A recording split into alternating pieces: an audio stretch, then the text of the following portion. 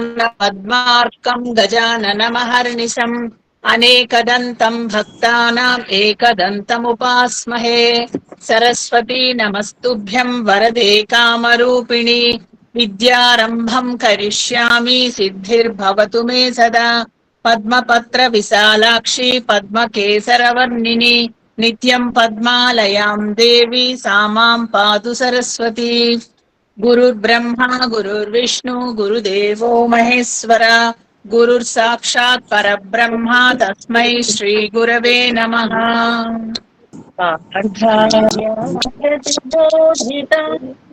भगवता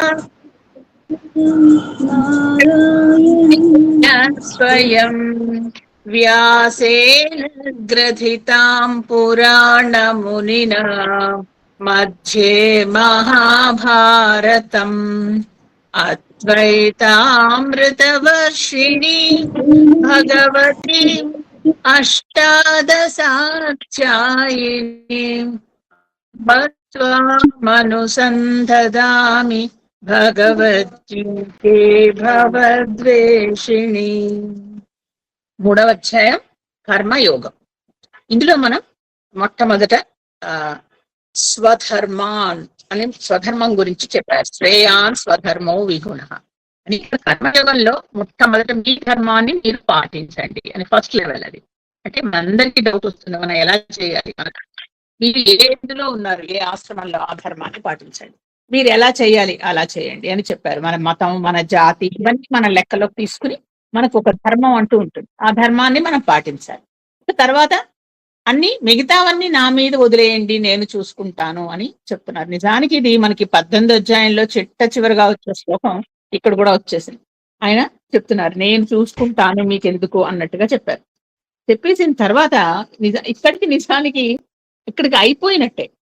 కానీ ఆయన వెంటనే ఒక డౌట్ వచ్చింది అర్జునుడికి. ఏం డౌట్ వచ్చిందంటే ఇక్కడ అధక్కేన ప్రయుక్తోయం పాపం చరతి పూరుషః అనిఛన్నతి వార్ష్ణేయ బలాదివ నియోజితః అంటున్నాడు. అంటే ఇక్కడ ఏంటి డౌట్ వస్తుందంటే ఆయనకి, మానవుడు ఒక్కొక్కసారి మనం పాపాలు చేస్తూ ఉంటాం. ఆ పాపాలు చేస్తున్నప్పుడు ఒక్కొక్కసారి మనకి ఇష్టం ఉంటుంది, మనకు తెలుసు అది చాలా ప్రాబ్లమ్స్ వస్తున్నాయి అనేసి. అలా వస్తున్నా కానీ చెయ్యకూడదు, ఇది పాపం అని తెలిసి కూడా చేస్తాం. చేసేప్పుడు మనకి ఏమనిపిస్తుందంటే ఎవరో మనతో చేయిస్తున్నారా ఏంటి, ఇలా ఎందుకు చేస్తున్నాం, తెలిసి ఎందుకు తప్పు చేస్తున్నాం, ఎందుకు ఇలా మనం ఇలా చేస్తున్నాము అని ఇక్కడ అనే అర్జునుడికి డౌట్ వచ్చింది. ఇది మనం కూడా అనుకుంటాం కదా, ఒక్కొక్కసారి మనకు తెలుస్తుంది మనం ఏదో తప్పు చేసేస్తున్నాం అని, తెలియకని అందులో కష్టపడిపోయి తెలియకుండా పాపం చేసేస్తాం. ఒక్కొక్కసారి కొద్దిగా తెలుస్తుంటుంది ఇది పాపం అని, కానీ తప్పనిసరి అనుకుంటామో అందులో మనం అర్థమైపోతూ ఉంటాం. ఎందుకు జరుగుతోంది అని అడిగాడు. అర్జునుడి ఉద్దేశం, ఎందుకు ఇలా పాపాలు చేస్తాడు మానవుడు, ఇది ఏదైనా గత జన్మలో మనం చేసిన ప్రారబ్ధాల ఫలితమా, లేకపోతే దేవుడే ఇట్లా చేస్తున్నాడా నాతో పాపం, నేను ఎందుకు ఒక్కొక్కసారి తెలియకుండా మానవుడు పాపాలు ఎందుకు చేస్తాడు కదండి. ఇవన్నీ నిజానికి మనకు వచ్చే డౌట్లే అర్జునుడు అడుగుతూ ఉంటాడు. మనం పాపం ఎందుకు చేస్తాం, ఒక్కొక్కసారి భగవంతుడు మనతో చేస్తాడా, లేకపోతే పాత గత జన్మ మన వెంబడి వచ్చి పాపాలు ప్రారంభాలు అవి మనతో చేయిస్తున్నాయి. దానికి అప్పుడు భగవంతుడు సమాధానం చెప్తున్నాడు. శ్రీ భగవానువాచ కామ ఏష క్రోధ ఏష రజోగుణ సముద్భవః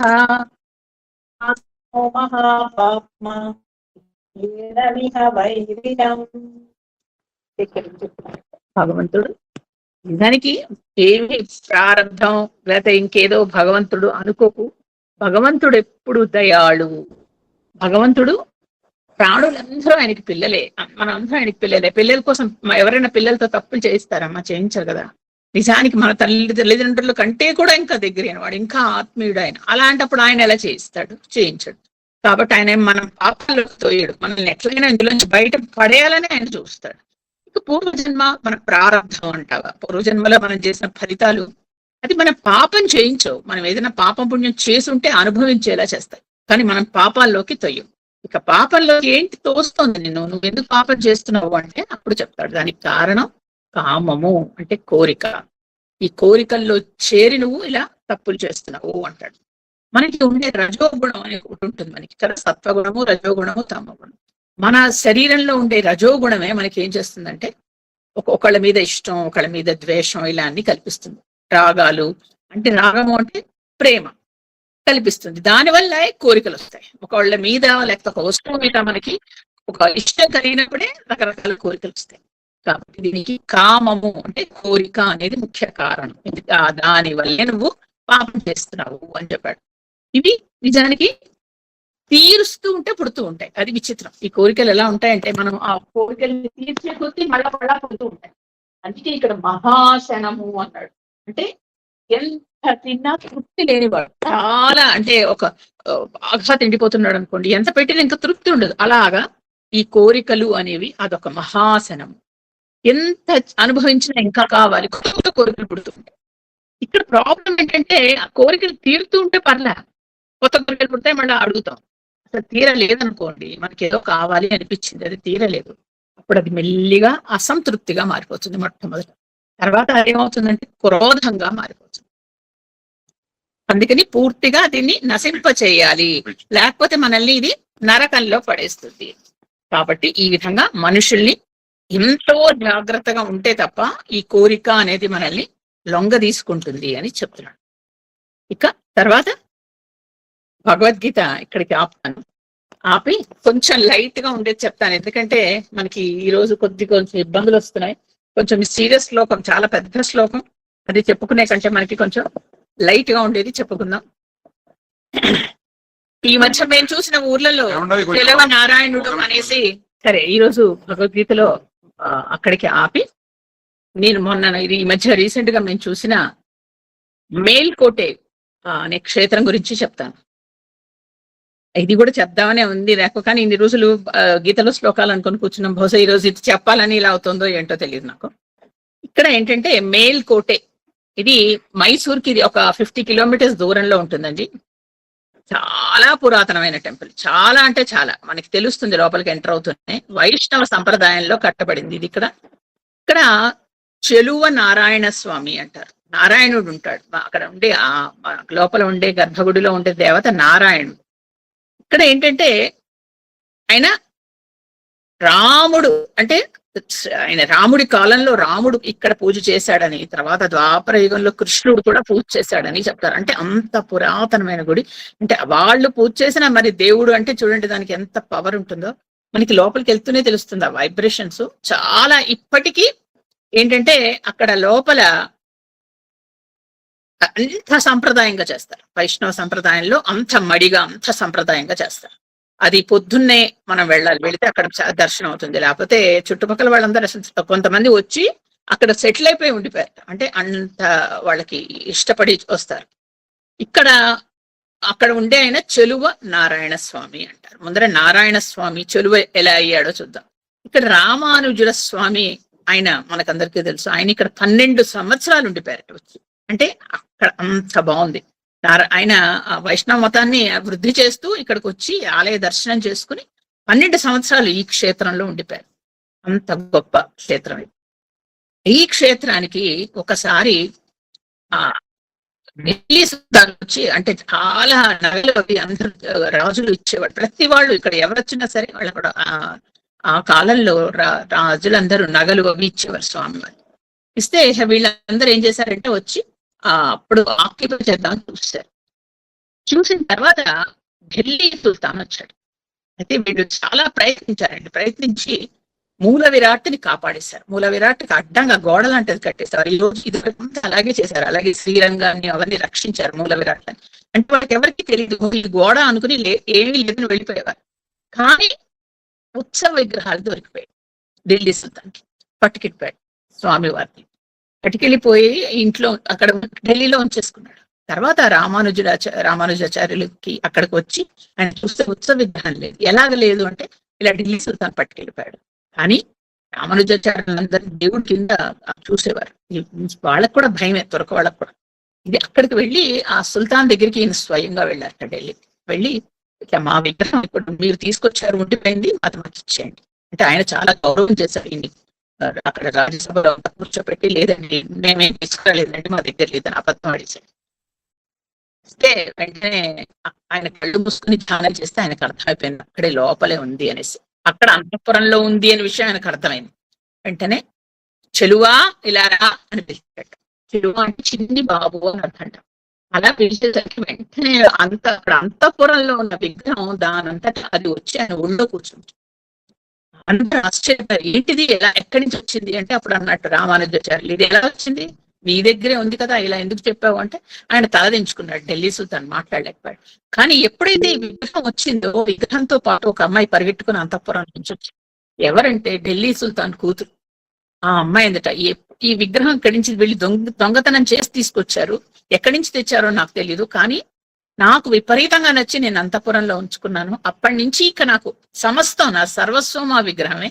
నేను ఆ విగ్రహంతో మాట్లాడుకుంటాను, నా విగ్రహమే నా స్నేహితుడు, ఆ విగ్రహమే నాకు అన్ని సమస్తం, నేను దాన్ని వదిలి ఉండలేను, నేను ఇవ్వను అని. అంటే వీళ్ళు కుదరదు, అది మా పూజకు సంబంధించింది, మేము ఇవ్వము, అది మా హిందువులకి అతి ముఖ్యమైనది అని తెచ్చేసుకున్నారు. తెచ్చేస్తే ఆ అమ్మాయి 2 రోజులు చూసింది, ఉండలేకపోయింది. ఇక ఆహార నిద్రలు మానేసి ఏడుస్తూ ఉంటే అప్పుడు వాళ్ళ నాన్న పంపించేశాడు, వెళ్ళి చూసిరా.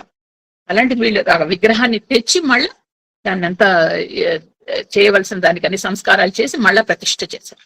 చేస్తే అమ్మాయి పరుగున వచ్చింది. వస్తే నువ్వు ఇలా రాకూడదు, మీ వేరే మతాల వాళ్ళు రాకూడదు, మీకు ఇక్కడ కుదరవు, కానీ మేము పెట్టుకుంటాం లోపల విగ్రహం పెట్టుకున్నారు, పూజలు అవి చేస్తున్నారు. ఆ అమ్మాయి వచ్చే ఏడ్చింది, నాకు చూడాలి, నేను ఒక్కసారి చూడాలి, నాకు చూడనివ్వండి అని. అప్పుడు వాళ్ళు అమ్మాయిని రానిచ్చట. కానీ ఆ అమ్మాయి అప్పటికి వేదనలో ఉంది. వచ్చి స్వామిని చూసి ఆనందంతో తట్టుకోలేక అక్కడే మరణించింది అంట ఈ ఆవిడ. అది అక్కడ కథ చెప్తారు అది ఆవిడ గురించి. అందుకని నాకు అసలు ఏంటి అంత అందం ఏంటి, అలా అంతగా ఆకర్షిస్తున్నాడు ఈ స్వామి, చూడండి అదొక కోరిక. అందుకని వెళ్ళి అక్కడే పక్కనే మనకి ఉత్సవ విగ్రహాలు కూడా పెట్టారు. నిజంగా ఆకర్షణ అంటే ఆకర్షణ అండి, ఎంత ఆనందంగా ఉన్నాడు నేను చెప్పలేను. ఎవరైనా ఆవిడెవరో ఒక ముస్లిం ఆవిడ ఆకర్షితురాలు ఏంటంటే నాకేం ఆశ్చర్యం లేదు, అంత అద్భుతంగా ఉన్నాడు ఆయన. అసలు అక్కడి నుంచి మనం కదలేం, అంత బాగుంటాడు. అలాంటి స్వామి వారు భూశ్రీదేవి భూదేవి మనకి ఉత్సవ విగ్రహాలు. తర్వాత మనకి పెద్ద లోపల అసలు లోపల ఉండే ఆయన చెలువ నారాయణ స్వామి అని అప్పటి నుంచి పిలవడం మొదలెట్టారు.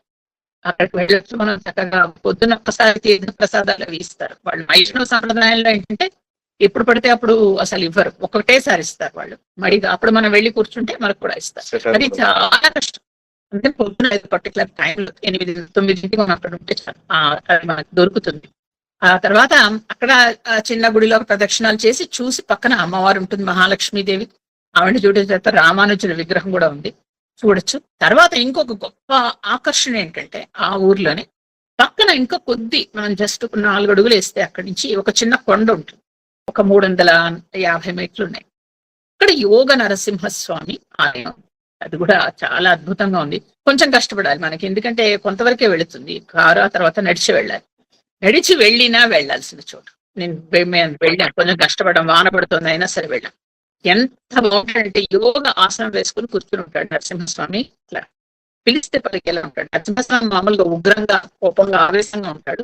ఆయన అలా ఉంటాడు, ఇక్కడ అలా ఉంటాడు. యోగంలో ఉన్నప్పుడు నరసింహస్వామి అది ప్రహ్లాదుడు ఎప్పుడైతే హిరణ్యకశిపుడు మరణించాడు అప్పుడు ఆయనకి పితృ తన వల్ల తన తండ్రి మరణించిన దోషం ఆయనకు అంటుకుంటాడు. అది పోవడానికి అప్పుడు అక్కడ పురోహితులు సలహా ఇస్తారండి, ఏంటంటే ఈ విధంగా నరసింహస్వామి ఆలయాన్ని కట్టించు, అప్పుడు నీకు ఆ దోషం పోతుంది అని ఆయన కట్టించాడు అని అంటారు. కాబట్టి అది అంత అద్భుతంగానూ ఉంది అది ఆలయం. చాలా చాలా బాగుంది. పైకి కొంచెం కష్టపడి ఎక్కి వెళ్ళినా మనం అసలు ఎక్కిన అలసట మర్చిపోతాం. ఎందుకంటే అది ఇవన్నిట్లోనండి ఇప్పటికీ అంత నిష్టగా పూజలు జరుగుతున్నాయి కాబట్టి మనకు ఆ వైబ్రేషన్స్ ఉంటాయి. అది ఎప్పటిదో ప్రహ్లాదుడు తరంది కదా, మరి ఎన్ని యుగాలు కూడా మారిపోయాయి అది. అందుకని మేల్కోటే మీరు గనక వెళితే అది, దీన్ని అక్కడ యదుగిరి కొండ అంటారు. ఇక అక్కడ ఇంకొకటి ఏంటంటే పుష్కరిణి ఉంది, దాన్ని కళ్యాణి అంటారు. ఆ పుష్కరిణి, అక్కడ ఉన్న పుష్కరిణి పేరు కళ్యాణి. ఈ యోగ నరసింహస్వామి ఆలయం వెళుతూ ఉంటేనే కనిపిస్తుంది. ఇక్కడ అసలు ఎన్నో సినిమాలకి వాటికి అంతా షూటింగ్ కూడా చేసేసారు. అంటే పుష్కరిణి ఎలా ఉండాలని మనం ఊహించుకుంటామో అంత అద్భుతంగాను. లోపలికి కూడా చాలా రెస్ట్రిక్షన్స్ పెట్టారు, ఎవరు పడితే వాళ్ళు ఇలా వెళ్ళి స్నానాలు చేసేసి అన్ని పడేయడానికి లేదు. చాలా నీట్ అండ్ క్లీన్ గా ఉంది, చాలా చాలా బాగుంది. అక్కడ ఒక పెద్ద సంస్కృతం కాలేజెస్ అవి ఉన్నాయి, ఇంకా ఇప్పటికీ మెయింటైన్ చేస్తున్నారు వాళ్ళు. ఆ అక్కడే అనేక పాతవి ఎన్నో పురాతనమైన పుస్తకాలు ఇంకా తాళపత్ర గ్రంథాలు కూడా ఉన్నాయి అంటారు ఈ మేల్కోటలో. ఇది చాలా అద్భుతమైన ప్లేస్. ఎందుకంటే మనకి యూజువలీ మైసూర్ వెళితే ఇంకా చుట్టుపక్కల ఏవో చూసి వచ్చేస్తాం, కానీ అంత ఆలోచించి లోపలికి వెళ్ళడం అని వెళ్ళి చూడండి. ఈసారి మైసూర్ వెళ్ళినప్పుడు కొంచెం ఒక 1 డే ప్లాన్ చేసుకుంటే మీరు ఇది చూడొచ్చు. ఇది మేల్కోటే చలువ నారాయణ స్వామి. ఇది చెప్పాలని అనుకుంటున్నాను. బహుశా ఈ రోజు ఈ విధంగా భగవంతుడు నాతో చెప్పించాడేమో. మనకి అనుకుంటున్నాం కదా, హనుమంతుడికి చెప్పుకుంటున్నాను సుందరాకాండ. ఎన్ని విఘ్నాలు వచ్చినా విఘ్నాలని దాటి వెళ్ళాలి అని మనకు నేర్పిస్తున్నాడు. ఇది మనకు ప్రాక్టికల్ లెసన్. విఘ్నాలు వస్తున్నాయి, దాంట్లో తొలగించుకొని ఏదో విధంగా మనం మనది చేసుకుంటున్నాం. మరి ఇంత సుందరకాండ చదువుకుంటూ అది మన దాన్ని మనం ఆచరించకపోతే ఎట్లా? బహుశా మన చేంజ్ చూపిస్తున్నాడేమో అనుకుంటాను భగవంతుడు. అది ఈ రోజు మళ్ళా మన రామాయణం మొదలెట్టుకున్నాం. శ్రీ గణపతియే నమః, శ్రీ సరస్వత్యై నమః, శ్రీ రామచంద్రనే నమః. శ్రీరామ రామ రామేతి రమే రామే మనోరమే సహస్రనామ తత్తుల్యం రామనామ వరాననే.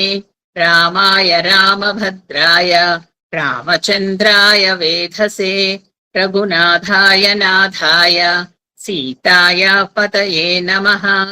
ఆపదామపహర్తారం దాతారం సర్వసంపదాం లోకాభిరామం శ్రీరామం భూయో భూయో నమామ్యహం.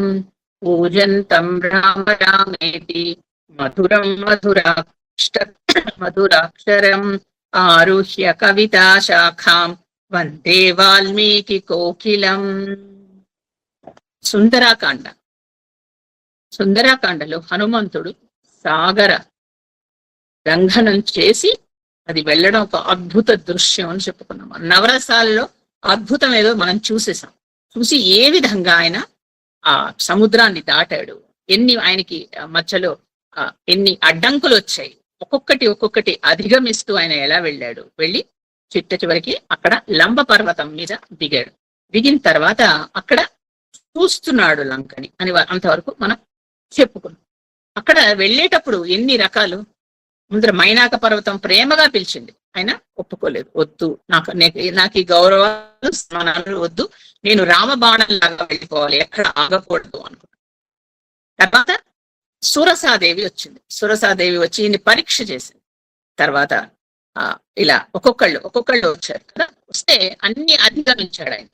అధిగమించి చివరికి తర్వాత సింహిక వచ్చిన తర్వాత సింహికను కూడా ఆయన సంహరించి మొత్తం సముద్రాన్ని లంఘించి ముందుకు వెళ్ళిపోయిన తర్వాత ఏమైంది? ససాగర మనాదృశ్యం అతిక్రమ్యకరే లంకాం స్థితాం స్వస్థో దదర్శః.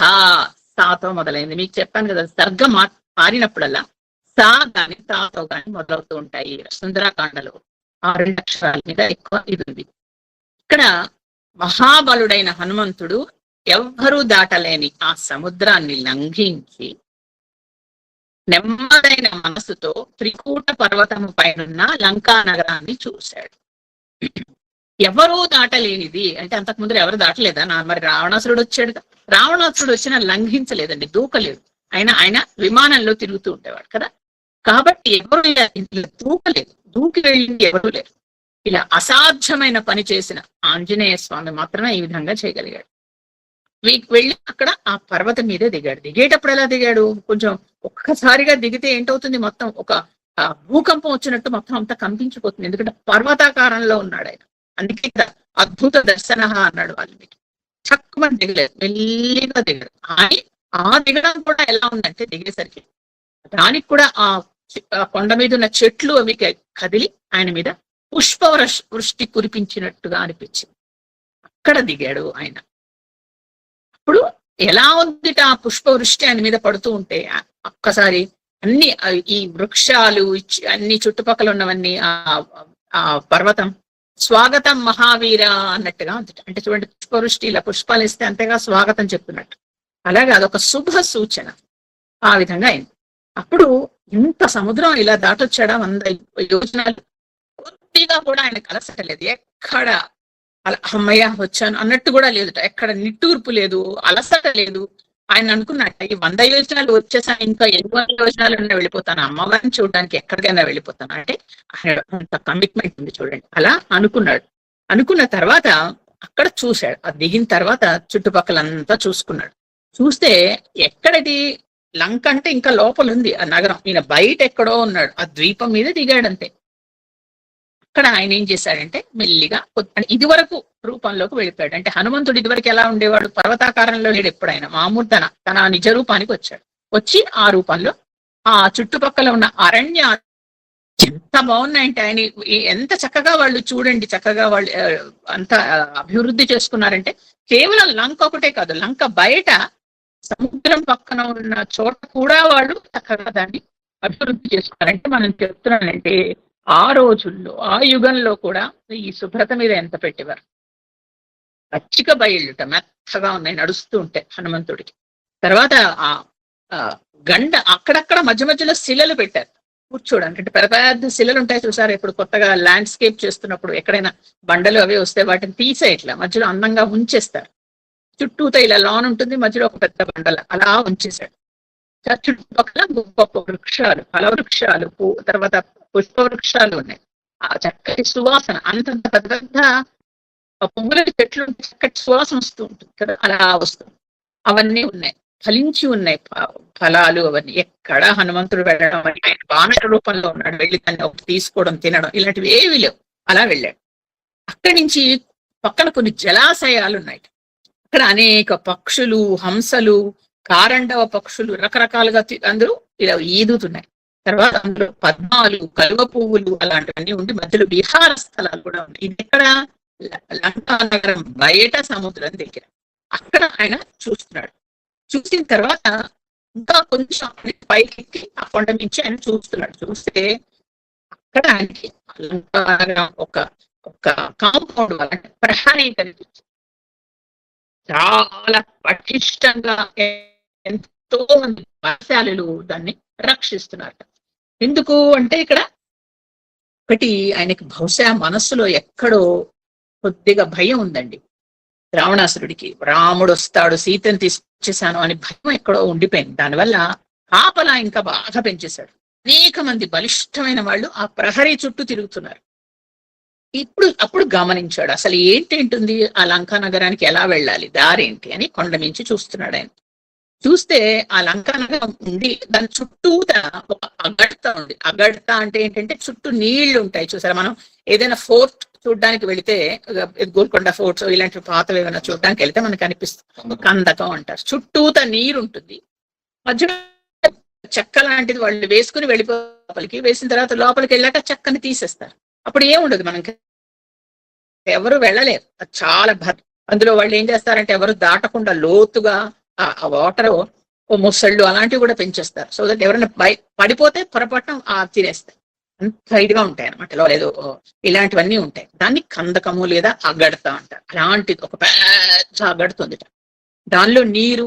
కానీ వీళ్ళు ఏం చేస్తారు, దానిలో కూడా అందాన్ని సృష్టించారు. అందులో కూడా రకరకాల కలుగులు, ఎక్కడా లేని రంగుల్లో పద్మాలు అన్ని అందులో కనిపిస్తాయి.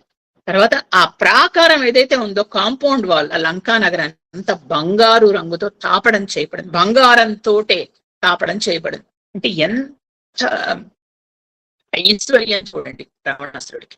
మొత్తం బయట ఉన్న కాంపౌండ్ వాల్, ప్రహరీ గోడ కూడా బంగారంతో చేయబడింది.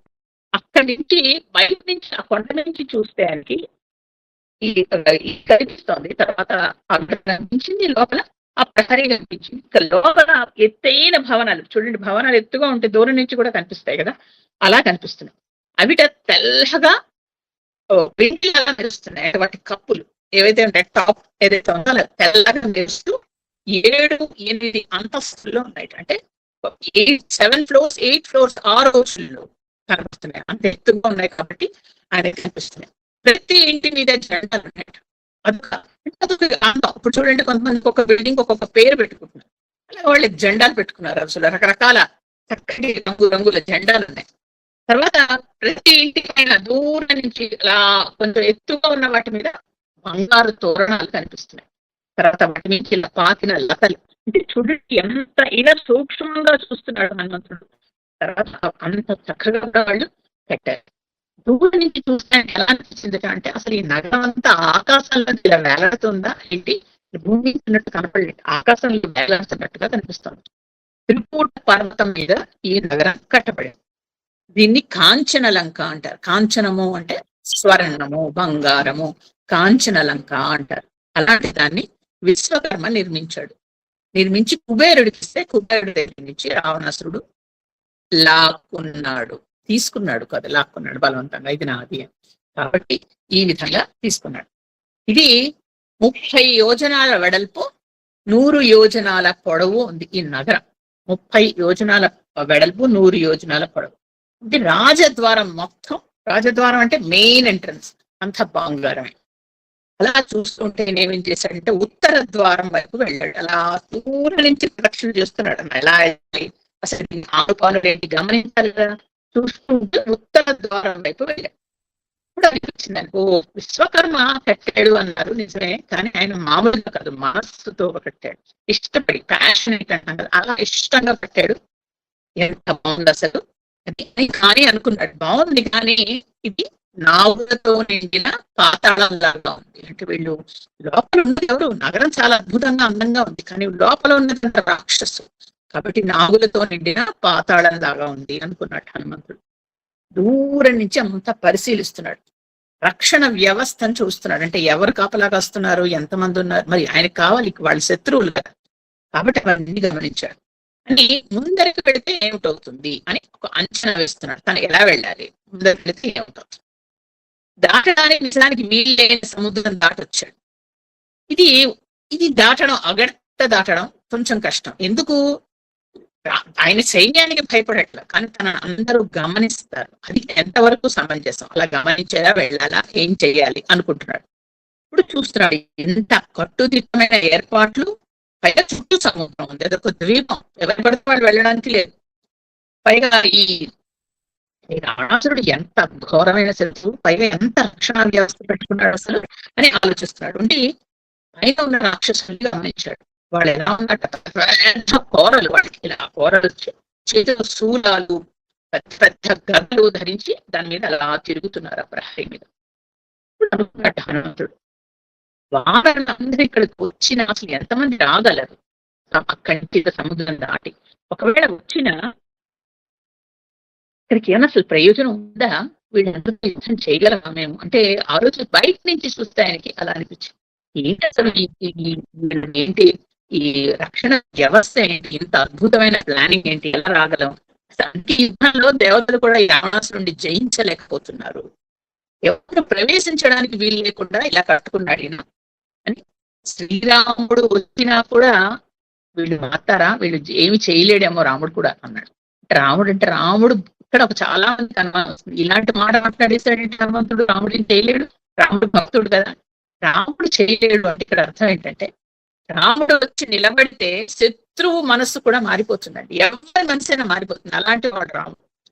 అండ్ వాళ్ళు కూడా చూడండి, రాముడిని చూడగానే అంతవరకు ఎన్ని అరుపులు వచ్చి మరణించేటప్పుడు ఎదుర్కొంటే రాముడి దర్శనం అవ్వగానే మారిపోయి ఆయనకి ఎన్నో సందేహాలేవో తీర్చుకోగానే వెంటనే ఆయన నమస్కారం చేసి ఆయన మరణించాడు. కాబట్టి రాముడి దర్శనంలో అంత గొప్పతనం ఉంటుంది.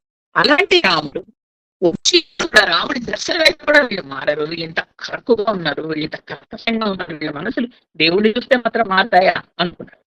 ఇప్పుడు ఒక ఆలోచన వచ్చింది, మామూలుగా శత్రువుని జయించాలంటే ఆయన చూడండి ఎంత ఆలోచనలు వేస్తున్నాడో.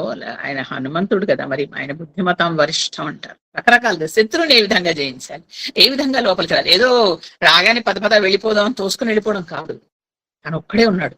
ఇక్కడ ఒకటి మనం ఆలోచించాలి, ఆయన ఒక్కడు ఉన్నాడు అక్కడ, ఇంకొకళ్ళతో మాట్లాడి వాళ్ళిద్దరితో ఏదో కూర్చుని ఆలోచించి ఇద్దరు కలిసి ఒక నిర్ణయానికి వచ్చి చేయడానికి, డిస్కషన్స్ చేయడానికి ఎవరు లేరు. ఆయన ఒక్కడే ఉన్నాడు, ఒక్కటే ఆలోచన చేసి వెళ్ళాలి ముందరికి. మొత్తం రామకార్యం అంతా తన మీదే ఉంది కాబట్టి ఎంత జాగ్రత్తగా వెళ్ళాలి ఇవన్నీ ఆలోచించుకుంటున్నాడు. శత్రువుని జయించాలంటే 4 మార్గాలు ఉంటాయి మామూలుగా, మనందరికీ తెలుసు. సామము, దానము, భేదము, దండము. సామ, దాన, భేద, దండ ఉపాయాలు అంటాం కదా. సామము అంటే ఏంటంటే మెల్లిగా చెప్పి చూడు, ఇదిగో తెలుసా మా వాడు ఇంత పెద్దవాళ్ళు, మా రాముడు ఇలాంటి వాడు అసలు అనవసరంగా లంక నాశనం అయిపోతుంది, చెప్పిన మాట వినండి, మీరు మంచివాళ్ళు కదా, ఇలా బుద్ధి ఇచ్చి చెప్పడం. అది సామం. ఇది మంచి మాటలతో చెప్పడం, ఒప్పించడం. కాబట్టి వీళ్ళేమో కరకు వాళ్ళు ఇంత కఠినంగా ఉన్నారు. ఇలాంటి వాళ్ళకి అసలు ఈ సామం పనిచేస్తుందా? అసలు వెళ్ళి నన్ను మాట్లాడిస్తారా? మనల్ని చూస్తున్న మీద పడి చంపేలా ఉన్నారు. కాబట్టి సామం వీళ్ళతో పనిచేయదు. ఇక నెక్స్ట్ దానం. దానం అంటే ఏంటి? వాళ్ళకి కానుకలు ఇవ్వడం, అంటే వాళ్ళకి బ్రైబ్ చేయడం. వాళ్ళకి ఇది ఇచ్చి అది ఇచ్చి, ఏం పర్వాలేదు, యుద్ధం వద్దు ఏమవుతుంది, మీకు ఇవన్నీ ఇచ్చేస్తాం కదా, ఎందుకు వచ్చిన యుద్ధం, మాకు సీతనప్ప చెప్పడం వెళ్ళిపోతాం అని అలా చెప్పడం. దానము అంటే తీసుకోవడం. వీళ్ళు ఉండడమే బంగారీళ్లలో ఉంటున్నారు. వీళ్ళకి కనీసం ఆ ప్రహరీయే బంగారమయంగా ఉంది, ఇంకా వీళ్ళకి మనం ఏ దానం ఇస్తాం? ఇచ్చిన వాడికి నచ్చుతుంది. వాళ్ళ లెవెల్ అలా ఉంది. కాబట్టి వీళ్ళు దానానికి లొంగరు, వీళ్ళకి ఆశపడరు అసలు. కాబట్టి ఇది లాభం లేదు. ఇక నెక్స్ట్ భేదము అంటే వాళ్ళలో వాళ్ళకి విభజనలు సృష్టించడం, వాళ్ళలో వాళ్ళకి తగాదాలు పెట్టడం. ఇవన్నీ మనకి పంచతంత్రంలో చదువుకున్నాం, గుర్తుందా మీకు? అలాగే ఒకళ్ళతో ఒకళ్ళు గొడవలు పెట్టుకుని, వాళ్ళలో ఒకళ్ళతో ఒకళ్ళు గొడవలు పెట్టుకుని ఇలా చేసి అప్పుడు మనం వెళ్ళి కావాల్సింది తీసుకోవడం, దాని భేదోపాయం అంటారు. కొన్ని అది పనికొస్తుందా? ఇక్కడ పనికొచ్చేదా లేదు. ఎందుకంటే వీళ్ళలో భయంకరమైన వీళ్ళకి ఐకమత్యం ఉంది, కనపడుతుంది రాక్షసులకి. వీళ్ళకి ఒకటే ఏంటంటే రావణాసురుడు మాట వినడం, అంతే. రావణాసురుడు అందుకే వీళ్ళందరినీ అంత చక్కగా పరిపాలిస్తున్నాడు. కాబట్టి ఐకమత్యం, యూనిటీ ఎక్కువగా ఉంది. ఇది పనికిరాదు. ఇక మిగతాది కావాల్సింది దండము, దండోపాయం. అంటే ఏంటంటే ఇది వాళ్ళని కొట్టడము, లేదంటే సంహరించడం, ఇలాంటివి. అంటే బల ప్రయోగం చేయడం. అది కాకపోతుంది ఎంత బలవంతులు వీళ్ళు, ఎంత చక్కగా నిర్మించుకున్నారు ఇవన్నీ. ఇవి మనకి ఈ సైన్యాన్ని, ఈ బలం దూరం నుంచి చూస్తే బయట ఉన్న సైన్యమే ఇలా ఉంటే ఇంత లోపల ఎంత ఉందో, ఎలా ఉందో. కాబట్టి ఇది కూడా పనిచేసేటట్టు లేదు. కాబట్టి సామధాన భేద దండోపాయాలతో లంకని జయించలేదు. ఏం చెయ్యాలి అని ఆలోచిస్తున్నాడు. చూడండి ఎంత ఆలోచిస్తున్నాడు, ఎన్ని విధాలుగా ఆలోచిస్తున్నాడు. ముందర రాగానే చెప్పాను కదా, దూసుకుపోవడం కాదు. ఇవన్నీ ఆలోచించి బేబీజు వేసుకుని కష్ట నష్టాలు చూసుకుని వెళ్ళడం. అది హనుమంతుడు మనకి నేర్పించేది. ఇవన్నీ నేర్చుకోవాలి మనం. తర్వాత ఇంకొక మాట అన్నాడు, రక్షణ లేని చోట్ల ఏమైనా ఉన్నాయో అవి కూడా గమనిస్తున్నాడు. ఎక్కించిన కొని కొత్త సైన్యం లేకుండా ఏదైనా ఉందా జాగ్రత్తగా వెళ్ళడానికి? లేదు. ప్రతి చోట రాక్షసులు ఉన్నారు, అన్ని చోట్ల ఐశ్వర్యమయం, వైభవం కనపడతాం. ఇంత దుర్మార్గుడైన రాక్షసుడే ఇతనికి ఇంత వైభవం ఏంటా అని ఆశ్చర్యపోయాడు. తర్వాత అప్పుడు అన్ని ఆలోచించాడు. ఆలోచిస్తే అప్పుడు గుర్తొచ్చింది, ఓహో జటాయువు అన్నయ్య సంపతి ఇది లంఘనం ముందర చెప్పాడు కదా, సీతమ్మని నేను చూశాను, అక్కడ కనిపిస్తుంది, మీరు వెళ్ళండి, ఈ 100 యోజనాలు దాటితే మీకు లంకలో కనిపిస్తుంది సీతమ్మ అని చెప్పాడు కదా ఆయన సంపాతి. అది గుర్తొచ్చింది, ఓ ఇక్కడ ఖచ్చితంగా సీతమ్మ ఉంది, వెళ్ళాలి, వెళ్ళి తీరాలి అని అనుకున్నట్ట. నిజానికి ఇక్కడ ఎవరు రాగలరు అక్కడి నుంచి అంటే అప్పుడు 4 పేర్లు చెప్పుకున్నాడు. 4 వానరులు మాత్రమే ఇక్కడ వరకు రాగలరు అని. ఎవరెవరట? మొట్టమొదటి తలచాడు కాబట్టి తను రాగలడు. తర్వాత అంగదుడు రాగలడు. అంగదుడు చెప్పాడుగా, నేను రాగలడు కానీ వెనక్కి వెళ్ళలేను అని చెప్పాడు. అంగదుడు వస్తాడు, తీసుకురావచ్చు. ఇక సుగ్రీవుడు, ఆయన రాగలడు, ఆయనకి బలం ఉంటుంది, రాజు అక్కడి నుంచి చక్కగా వచ్చేస్తాడు, ఆయన రాగలడు. నీలుడు ఇప్పుడు వీళ్లతో లేడు, నీలుడు ఆయన కూడా రాగలడు. ఆయన అగ్నిహోత్రుని పుత్రుడు, అగ్నిపుత్రుడు. ఆ విధంగా అగ్ని అంశతో జన్మించాడు ఆయన నీలుడు. ఆయన కూడా రాగలడు. ఆయన ఒక పెద్ద ఇంజనీర్. మీరు ముందర గమనిస్తారు, ఆయన చేసిన ఇది వారధి అది ఆయన నిర్మిస్తాడు. సో ఆయన రాగలడు. ఇన్ని విధాలుగా ఆలోచించుకున్నాడు. సో 4 ఉన్నారు, ఈ 4 మాత్రమే రాగలరు. ఎవరు? అంగదుడు, హనుమంతుడు, నీలుడు, సుగ్రీవుడు. ఈ 4 రాగలరు. అందుకని వీటికి అర్థం ఏంటి అనేది మనం తర్వాత గమనిద్దాం, ముందర కథ చెప్పుకుంటూ వెళ్ళిపోదాం. కాకపోతే ఇప్పుడు ఏంటంటే అతి ముఖ్యమైన విషయం ఏంటంటే సీతమ్మ దాడ తెలుసుకోవడం. ఆవిడ లోపల ఉంది అని తెలుసు, కానీ హనుమంతుడికి ఇంకొక అనుమానం వస్తుంది. ఇప్పుడు ఉంది అని చెప్పాడు సంపాతి, ఈ రాక్షసులు ఏమైనా చేయగలరు, రావణాసురుడు లాంటి వాళ్ళు ఏమైనా చేయగలరు. నిజంగా అమ్మవారు ఉందా, ఇప్పుడు బ్రతికుందా లేదా, ఆయనకు ఒక చిన్న అనుమానం వస్తుంది. కానీ వెళ్ళి లంకలో ప్రవేశించారు, వెళ్ళి తను వెతికి తన కళ్ళతో తను చూడాలి. కానీ ఈ రూపంలో వెళ్తే అందరూ గమనిస్తారు, ఎందుకంటే తన సహజ రూపంలో ఉన్నాడు ఆయన. అంటే పెద్దగానే 6 అడుగులు ఎంతో. కాబట్టి ఎలా వెళ్తే లాభం, అందరి దృష్టి నా మీద పడుతుంది. నేను బాలుడిగా ఉన్నాను, అందరి దృష్టి నా మీద పడుతుంది. వాళ్ళకా తేజస్సు, బలము, పరాక్రమం ఇవన్నీ ఉన్నాయి. కాబట్టి ఏం చేయాలంటే ఇలా వెళితే లాభం లేదు, సూక్ష్మ రూపంలో వెళ్ళాలి. అంటే కనిపించకుండా వెళ్ళాలి. జాగ్రత్తగా చూస్తే గాని కనపడకూడదు, అలా వెళ్ళిపోతే ఎవరి దృష్టిలో ఆకర్షించకుండా వెళ్ళాలి అని అనుకున్నాడు. అనుకుని అప్పుడు అనుకున్నాడు, రావణాసురుడి కంటపడకుండా నేను ముందర సీతమ్మని చూడాలి, అది కూడా ఏకాంతంగా ఉన్న చూడాలి, చూస్తేనే ఆవిడతో మాట్లాడగలను, ఆవిడతో మాట్లాడి ఆవిడ ముందర ధైర్యం కూడా చెప్పాలిగా, పర్వాలేదమ్మా ఏం లేదు, రాముడు వస్తున్నాడు, ఈ మహానుభావుడైన రాముడి కార్యం నేను నెరవేర్చాలి, మొత్తం కార్యం అంతా ఇప్పుడు నా భుజాల మీదే ఉంది కాబట్టి ముందర వెళ్ళింది. తర్వాత వెనక్కి వెళ్ళింది శ్రీరామచంద్రుడు సీతమ్మ జాడం కూడా చెప్పాలి, ఎందుకంటే ఆయన కూడా దుఃఖభరితుడే ఉన్నాడు. ఎప్పుడు వెళ్ళాలి, సూక్ష్మ రూపంలో వెళ్ళాలి, ఒకటి డిసైడ్ అయిపోయింది. 2 ఎప్పుడు వెళ్ళాలి. ఇప్పుడు ఇలా వెళితే ఈ వెలుతురులు అక్కడ ఇంకా అప్పటికి ఇంకా పూర్తిగా సూర్యాస్తమయం అవ్వలేదు, ఇంకా కొంచెం సంధ్యా సమయం, కాబట్టి ఇలా వెళ్ళిపోతే తెలుసు, కాబట్టి పూర్తిగా చీకటి పడిన తర్వాత అప్పుడు వెళ్తాను అనుకున్నాడు. అని శ్రీరామదూతగా నేను వచ్చాను, నా వల్ల కార్యం చెడకూడదు, సముద్ర లంఘనం ఎంత చేసి వృధా కాకూడదు, రాక్షసుల కంట పెడితే మాత్రం రామకార్యం చెడిపోతుంది, కాబట్టి సూక్ష్మ రూపంలో లంకలో ప్రవేశిస్తాను, లంకంతా వెతికి సీతమ్మ వారి జాడ కనిపెడతాను అని నిశ్చయించుకున్నాడు. ఇక అందరు నిద్రిస్తారు, అప్పుడు సీతమ్మ జాడ చూడడం తేలిక అని ఒకటి అని ఆ ఉద్దేశంతో సాయంత్రం అనుకున్నాడు.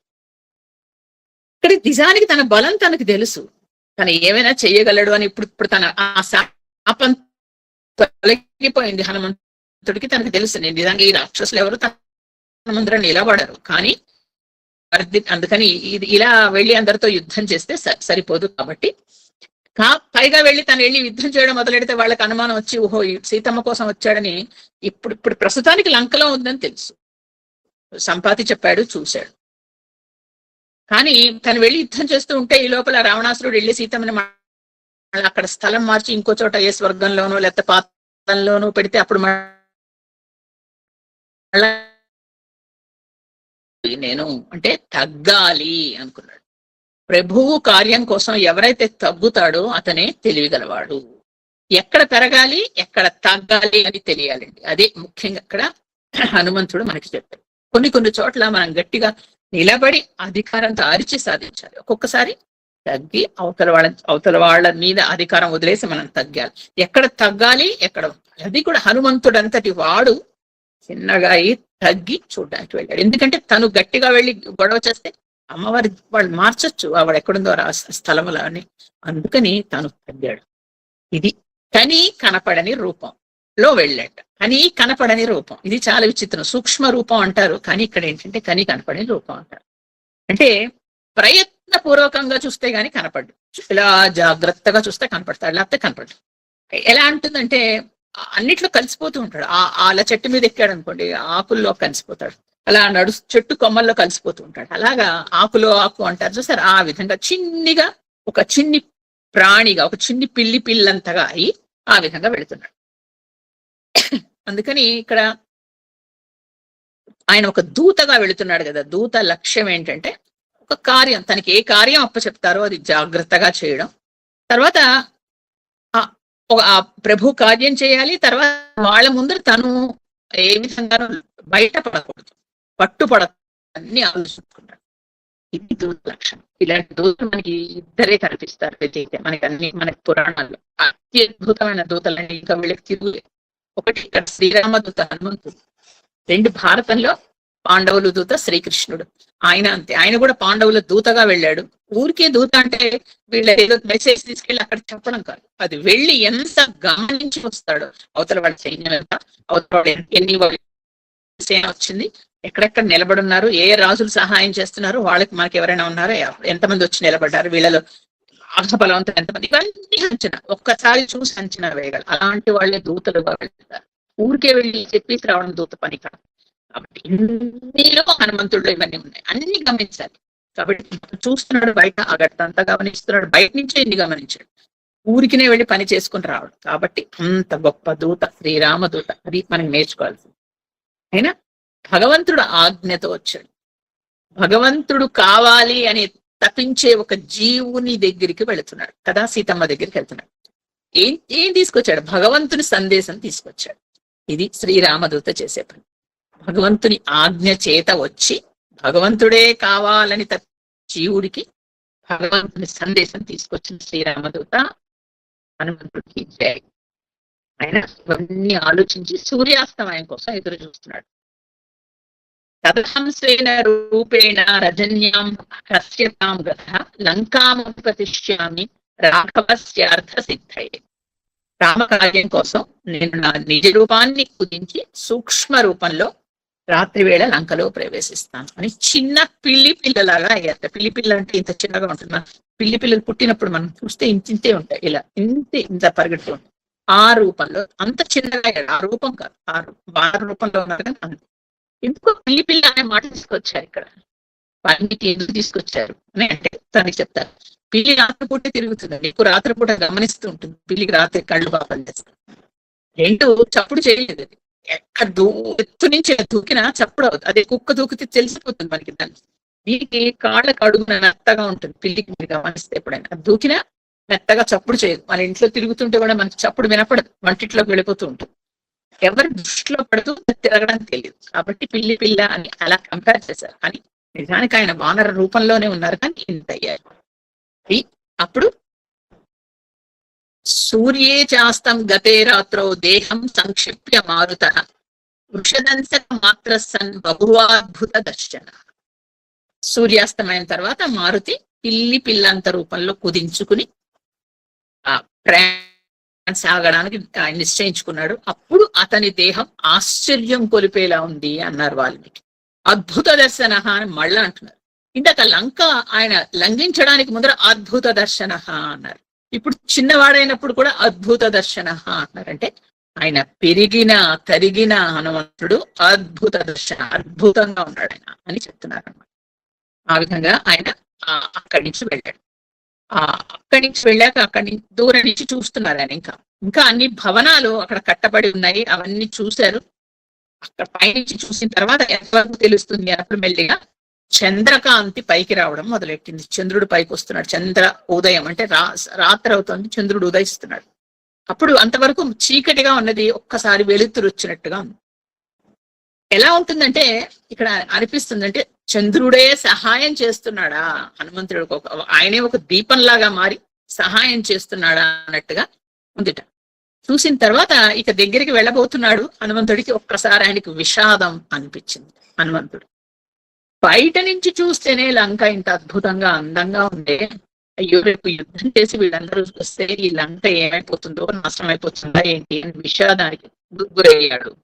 ఇది ఆయనలో సెన్సిటివిటీ చెప్తుంది చూడండి. ఒక శత్రువు నగరం చూసి ఆ అందాన్ని చూసి ఆయన మెచ్చుకోవడం కాకుండా అయ్యో దీన్ని మనం నాశనం చేయాలి అని బాధపడుతున్నాడు.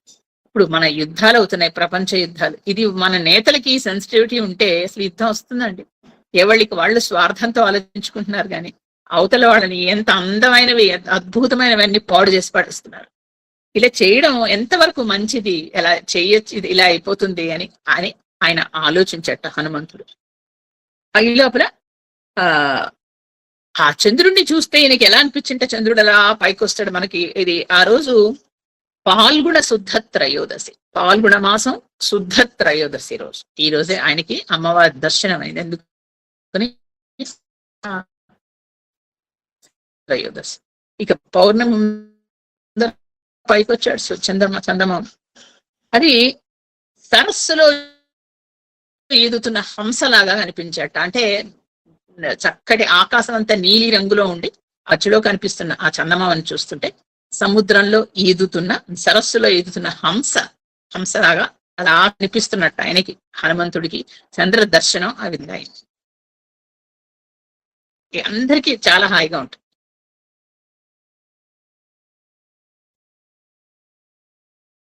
వెళ్ళేటప్పుడు కొత్త ప్రదేశం ముఖ్యంగా వెళుతూ ఉంటే చీకటి పడే లోపల వెళ్ళిపోవాలనుకుంటాం. ఏదైనా పెద్ద పెద్ద లాంగ్ డ్రైవ్స్కి వెళ్ళాం, ఏదో ఊరి చూడటానికి వెళ్ళాం, చీకటి పడే లోపల వెళ్ళిపోతే బాగుంది. ఎందుకంటే మనకు అన్ని తెలియవు కదా రోడ్లు, అవి కొంచెం మంచిది అని. కానీ ఇక్కడ ఇక్కడ హనుమంతుడు ఏమనుకుంటున్నాడు, చీకటి పడ్డాక వెళ్ళాలి. ఆయనకి కొత్త ప్రదేశం, ఆయనకి ఇదివరకు వచ్చాడు ఆ లంకకి, ఆయన ఏమైనా మ్యాప్ చూసాడా? సుగ్రీవుడు లంక వరకు చెప్పాడు, లోపల ఏముందో ఏమి చెప్పలేదు, ఆయనకేం తెలియదు. ఇప్పుడు వెతుక్కోవాలి ఆయన.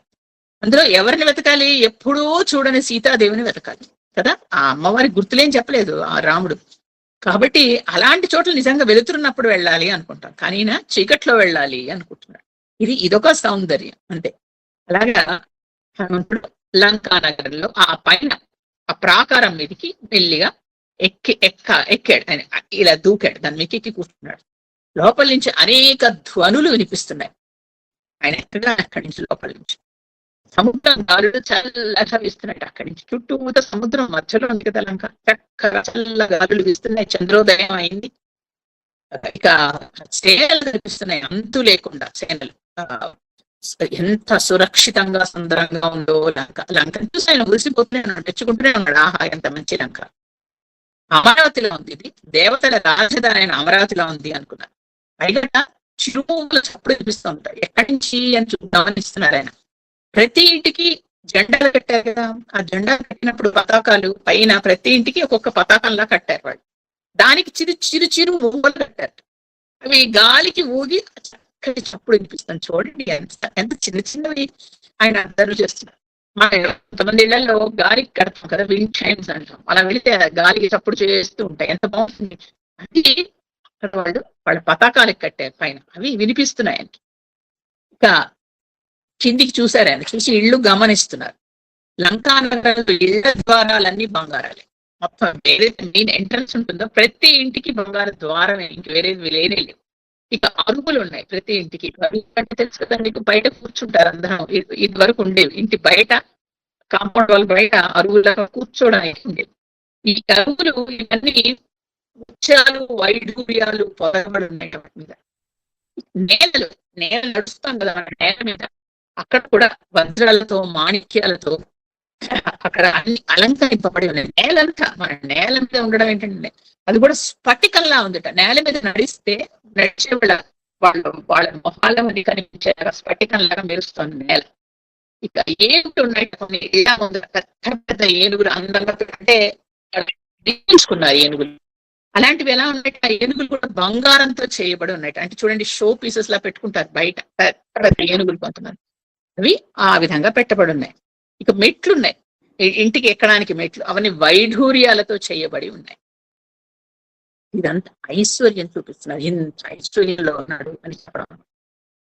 అనేక ఇళ్ళే కాదు, అక్కడక్కడక్కడ వాళ్ళు ఏం చేస్తారు, మధ్యలో చూడండి మనకి ఇప్పుడు పెద్ద కాలనీస్ కట్టినప్పుడు మధ్యలో చిన్న చిన్న పార్క్స్ క్రియేట్ చేస్తారు కదా, ఆ విధంగా అనేక ఉద్యానవనాలు కట్టబడింది. ఆ ఉద్యానవనాన్ని నిండా పక్షులు, క్రౌంచ పక్షులు, వాటి ఇప్పుడు మెల్లిగా చంద్రోదయం అవుతుంది, అన్ని గూళ్ళకు చూడుకుంటూ ఉంటాయి కదా, అవి కిలకిలారావాలు చేస్తున్నాయి. నెమళ్ళు రేగారాలు చేస్తున్నాయి అక్కడక్కడ. రాజహంసలు తిరుగుతున్నాయి, ఇవన్నీ కనిపిస్తున్నాయి. ఎందుకంటే నీళ్లున్నాయి అక్కడ తిరుగుతున్నాయి. ఎక్కడ చూసిన సంపద ఐశ్వర్యం కనిపిస్తుంది. అత్యుత్తమం, ఐశ్వర్య సంపన్నం, అత్యంత సుందరం, మంగళప్రదంగా లంక ఆయనకి కనిపించింది. రావణ సైన్యాల అప్పుడు ఇంకా కాస్త చందమామ ఇంకా పైకి వచ్చాడు. ఆయన ఆలోచన ఇంకా అప్పుడు ఏంటంటే ఆయనకు కొంచెం ధైర్యం వచ్చింది. ఆయన ఆలోచన అనిపించింది, ఇంతవరకు నలుగురు అనుకున్నాను, కానీ ఇప్పుడు అనిపిస్తోంది నాకు ఇంకా కొంతమంది రాగలరు, ఏం పర్వాలేదు అనుకున్నాడు. ఎవరెవరిట అంతవరకు ఎవరు అనుకున్నారు, అంగదుడు, సుగ్రీవుడు, నీలుడు, నలుగురు వస్తారు అనుకున్నాడు. ఇక్కడ ఏమనుకున్నాడో తెలుసా, కుముదుడు రావచ్చు. వీళ్ళందరూ వానర వీరుడు, వాళ్ళ పేర్లు అనుకుంటున్నాడు మనసులో. కుముదుడు రావచ్చు కదా, కుముదుడు మనకి ఇంకా ఆయన గురించి తెలియదు. కుముదుడు రావచ్చు, సుషేణుడు రావచ్చు, మైందుడు రావచ్చు, గిరిడు, కుశపర్వుడు, అంబవంతుడు, కేతుమాలుడు, వీళ్ళు కూడా రావచ్చు, ఏం పర్వాలేదు. ఎందుకంటే ఇప్పుడు నాకు అర్థమవుతుంది, కొంచెం కొంచెం నాకు అర్థమవుతుంటే పర్వాలేదు, వీళ్ళందరూ కూడా రావచ్చు లోపలికి అనుకున్నాడు. అయినా ఒక్క విషయం వెంటనే అనుకున్నాడు, ఇవన్నీ నేను వీళ్ళు రావచ్చు వాళ్ళు రావచ్చు అనుకుంటున్నాడు. అసలు రామలక్ష్మణుడు వచ్చి వాళ్ళ బాణాల ముందు ఎవరైనా నిలవగలరు, అందరూ ఓడిపోతారు, ఏమీ పర్వాలేదు. ఎలాంటి రాముడు, ఆయన బలాన్ని నేను నా కళ్ళతో చూశాను, ఆయనతో నాకు ఇంటిలా అనుమానం వస్తుంది, ఏం పర్వాలేదు, వాళ్ళిద్దరు వస్తే ఎవరు నిలవలేరు అనుకున్నాడు. అనుకునేసరికి ఇక పూర్తిగా చీకటి పడిపోయింది. చంద్రోదయం అవుతోంది, చంద్రుడు పైకి వస్తున్నాడు, కానీ కొంచెం కొంచెం వెళ్తూ ఉంటుంది, అది కూడా పోయింది, పూర్తి చీకటిగా అయిపోయింది. అయ్యేసరికి అందరూ ఇళ్లలో ఒకేసారి దీపాలు వెలిగించారు. ఎంత అద్భుతంగా ఉందో పైనుంచి. అప్పట్లో ఏంటి ఎలక్ట్రిసిటీలు లేవు కదా, దీపాలు వెలిగించినారు, నూనె దీపాలు వెలిగిస్తున్నారు. ఆ వెలిగించడం కూడా ఎంత అందంగా వెలిగిస్తున్నారంటే పైనుంచి రావణాసురుడు చూస్తున్నాడు, ఓ దీపాలు ఇక్కడ కూడా చక్కగా ఇంత బయట పెట్టుకుంటున్నారు, ఇళ్లలో పెట్టుకుంటున్నారు, అసలు ఇంకా తేజస్సుగా ఎంత అందంగా కనబడుతుంది లంక. అక్కడికి నగరంలో చీకటి అనేది లేదు, అంత అద్భుతంగా, అంత వెలుతురు, అంత బాగుంది. ఆశ్చర్యంగా చూస్తున్నాడు ఆయన పైనుంచి లంకని. చూస్తూ ఉంటే ఈ లోపల పెద్ద అరుపు వినిపించింది. ఇంకా ఆయన ప్రాకారం మీదే ఉన్నాడు. పెద్ద అరుపు వినిపించింది. ఎవడ్రా నువ్వు అని గట్టిగా అరిచినట్టు వినిపించింది. చూస్తే ఇంత చిన్ని ఆయన ఇలా తలపైకి ఎత్తి చూశాడు. అతి భయంకరంగా పర్వతాకారంలో ఒక రాక్షసి అక్కడ నుంచి చూడండి ఎవడ్రా అని అంటుంది. ఆయన్ని ఎప్పుడు ఎవరు ఏకవచనంలో పిలవలేదు. ఆయన సుగ్రీవుడికి మంత్రి, అందరూ అతి గౌరవంగానే చూశారు. ఇలా అలిచేసరికి కోపం రాకూడదు. నిజానికి అయితే ఎవరికైనా కోపం వచ్చేస్తుంది, ఆయనకి రాలే. ఎందుకంటే తగ్గి ఉండే సమయం. ఇప్పుడు తను ఏమాత్రం రెచ్చినా మొత్తం రామకార్యం చెడుతుంది. మెల్లిగా ఉన్నాడు అని మళ్ళా అంటోంది. అంత భయంకరంగా అరుస్తోంది. అది అరుస్తూ వనాలయ అంది. అంటే వనాల్లో తిరిగే జంతువు నువ్వు, కోతి పిల్లవి, అసలు ఇక్కడికి ఎందుకు వచ్చావు అనంది. నా చేతిలో ప్రాణాలు పోకముందని నిజం చెప్పు, నువ్వు ఎవరివి నువ్వు అని గట్టిగా చేసి పైగా అంది. ఇంత కట్టుదిట్టంగా ఉంది లంక, అసలు నువ్వు ఇక్కడ వరకు ఎలా వచ్చావు అని అడిగింది. గద్దిస్తోంది. అది మామూలుగా మాట్లాడట్లా, అంత గద్దించి హనుమంతుడితో మాట్లాడుతోంది. హనుమంతుడు చాలా అమాయకంగా, నిజంగానే చిన్ని పిల్లిలాగా, చిన్న కోతి పిల్లలాగా కళ్ళు ఇలా ఇలా ఆర్పుతూ తెరుస్తూ ఏమీ తెలియని వాళ్ళలాగా చూస్తూ భయపడుతున్నట్టుగా ఇలా తలెత్తి చూసి, నువ్వు అన్ని అడిగినవన్నీ నేను చెప్తాను, అని ఇంత భయంకరంగా ఉన్నావు, అసలు నువ్వెవరు, ఈ ద్వారం దగ్గర నువ్వు అసలు ఎందుకున్నావు, పైగా నన్ను ఆపి ఎందుకు ఇట్లా బెదిరిస్తున్నావు అని అడిగట్టు. చూడండి, అడగడం అంత చిన్ని పిల్లలాగా అడుగుతున్నాడు. అడిగితే ఆ రాక్షసి అని అలాగే గద్దిస్తూ సమాధానం చెప్పింది. రావణాసురుడు ఆజ్ఞాపించాడు నన్ను ఈ నగరాన్ని రక్షించమని. ఈ నగరానికి నేను అధిదేవతను. అంటే నగరాన్ని కాపాడే దేవత. అధిదేవతలు ఉంటారు. వృక్షానికి అధిదేవత ఉంటుంది, ఒక నగరానికి అధిదేవత ఉంటుంది. అలాగా ఈ నగరానికి నేను అధిదేవతను. నాకు తెలియకుండా ఎవరు లంకలోకి రాలేరు, కాబట్టి నువ్వు అసలు ఎందుకు వచ్చావు అని గట్టిగా అడిగింది. హనుమంతుడికి అర్థమైంది, ఓహో ఇది ఈ నగరానికి అధిదేవత. కానీ వీలైనంత వరకు దండోపాయానికి వెళ్ళకూడదు. ఆ రాక్షసిని మట్టు పెట్టడం ఎంతసేపు హనుమంతుడికి కానీ ఇష్టం లేదు. కాబట్టి మెల్లిగా మాటల్లో పెట్టి దీన్ని అక్కడి నుంచి తప్పించుకుని వెళ్ళిపోదాం అనుకున్నాడు. అమాయకంగా అడిగాడు. ద్రక్ష్యామి నగరీం లంకాం సాట్టప్రాకర తోరణం ఇచ్చర్ధమిహ సంప్రాప్త్య పరం కౌతూహలం ఇమే. ఈ లంకా నగరాన్ని దూరం నుంచి చూస్తే ఎంతో అందంగా ఉంది. ఈ మేడలు, ఈ ప్రాకారాలు, ఈ తోరణాలు అద్భుతంగా ఉంది. పైగా ఎంత సుందరంగా ఉంది, ఎన్ని చెట్లున్నాయో. అందుకని నేను ఒక వానరాన్ని కదా, ఈ చెట్లు అవి చూసి, ఆ ఉద్యానవనాలు అవన్నీ, ఆ చెట్లు అవన్నీ చూసేసి ఒకసారి వెళ్ళిపోతాను, చూడ్డానికి వచ్చాను నేను అని చెప్పాడు. లంకిడికి కోపం వచ్చింది. ఓ వానరాధమా, నేను రావణాసురుడి పోషణలో ఉన్నాను. నన్ను జయించే ముందు నన్ను జయించి అప్పుడు లోపలికి వెళ్ళు కానీ అది గట్టిగా అరిచింది. అంటే హనుమంతుడు ఇంకా అలా మెల్లిగానే మాట్లాడుతున్నాడు. శుభాంగి అని పిలిచాట. శుభాంగి అది అతి వికారంగా వికృతంగా ఉన్న రాక్షసి, దాన్ని శుభాంగి అని పిలుస్తున్నాడు. పిలిచి, ఈ లంకా నగరాన్ని నేను చూసి వెళ్ళిపోతాను, నేను ఇక్కడ ఏ ఉండను, కాసేపు ఇలా తిరిగేసి ఇటు అది ఆ చెట్లు అవి చూసేసి వెళ్ళిపోతాను, ఆ చెట్లు చాలా అందంగా కనిపిస్తున్నాయి బయట నుంచి అన్నాడు. ఇప్పుడు ఇంకా విసుగొచ్చింది లంకిని.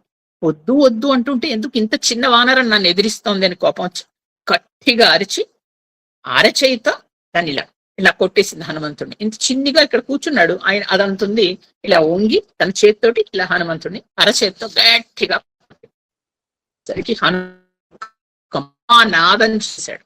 అంతవరకు ఊరుకుంటున్నాడు, ఒక్కసారి మహానాదం చేశాడు. కోపం వచ్చి ఎడమ చెయ్యి తీసుకుని ఇట్లా వేళ్ళన్ని ముడిచి ఒక పిడికిలి ఇలా బిగించి ఎడమ చేత్తో చిన్నగా ఇలా కొట్టాడు. గట్టిగా కొట్టలేదు సుమా, చిన్నగా ఇలా కొట్టాడు. దాన్ని కొట్టేసరికి ఒక్కసారి అంత రాక్షసి భూమి మీద పడిపోయి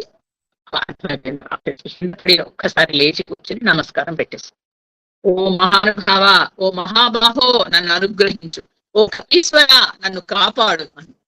అంత మహారాక్షసి ఒక్కసారిగా ఒక్క దెబ్బ పడేసరికి అలా మాట్లాడటం విచిత్రంగా మొదలెట్టింది. ఏంటి ఇంత ఇలా మార్పు ఎలా వచ్చింది ఈ రాక్షసికి అనేది ఆశ్చర్యకరమైన విషయం.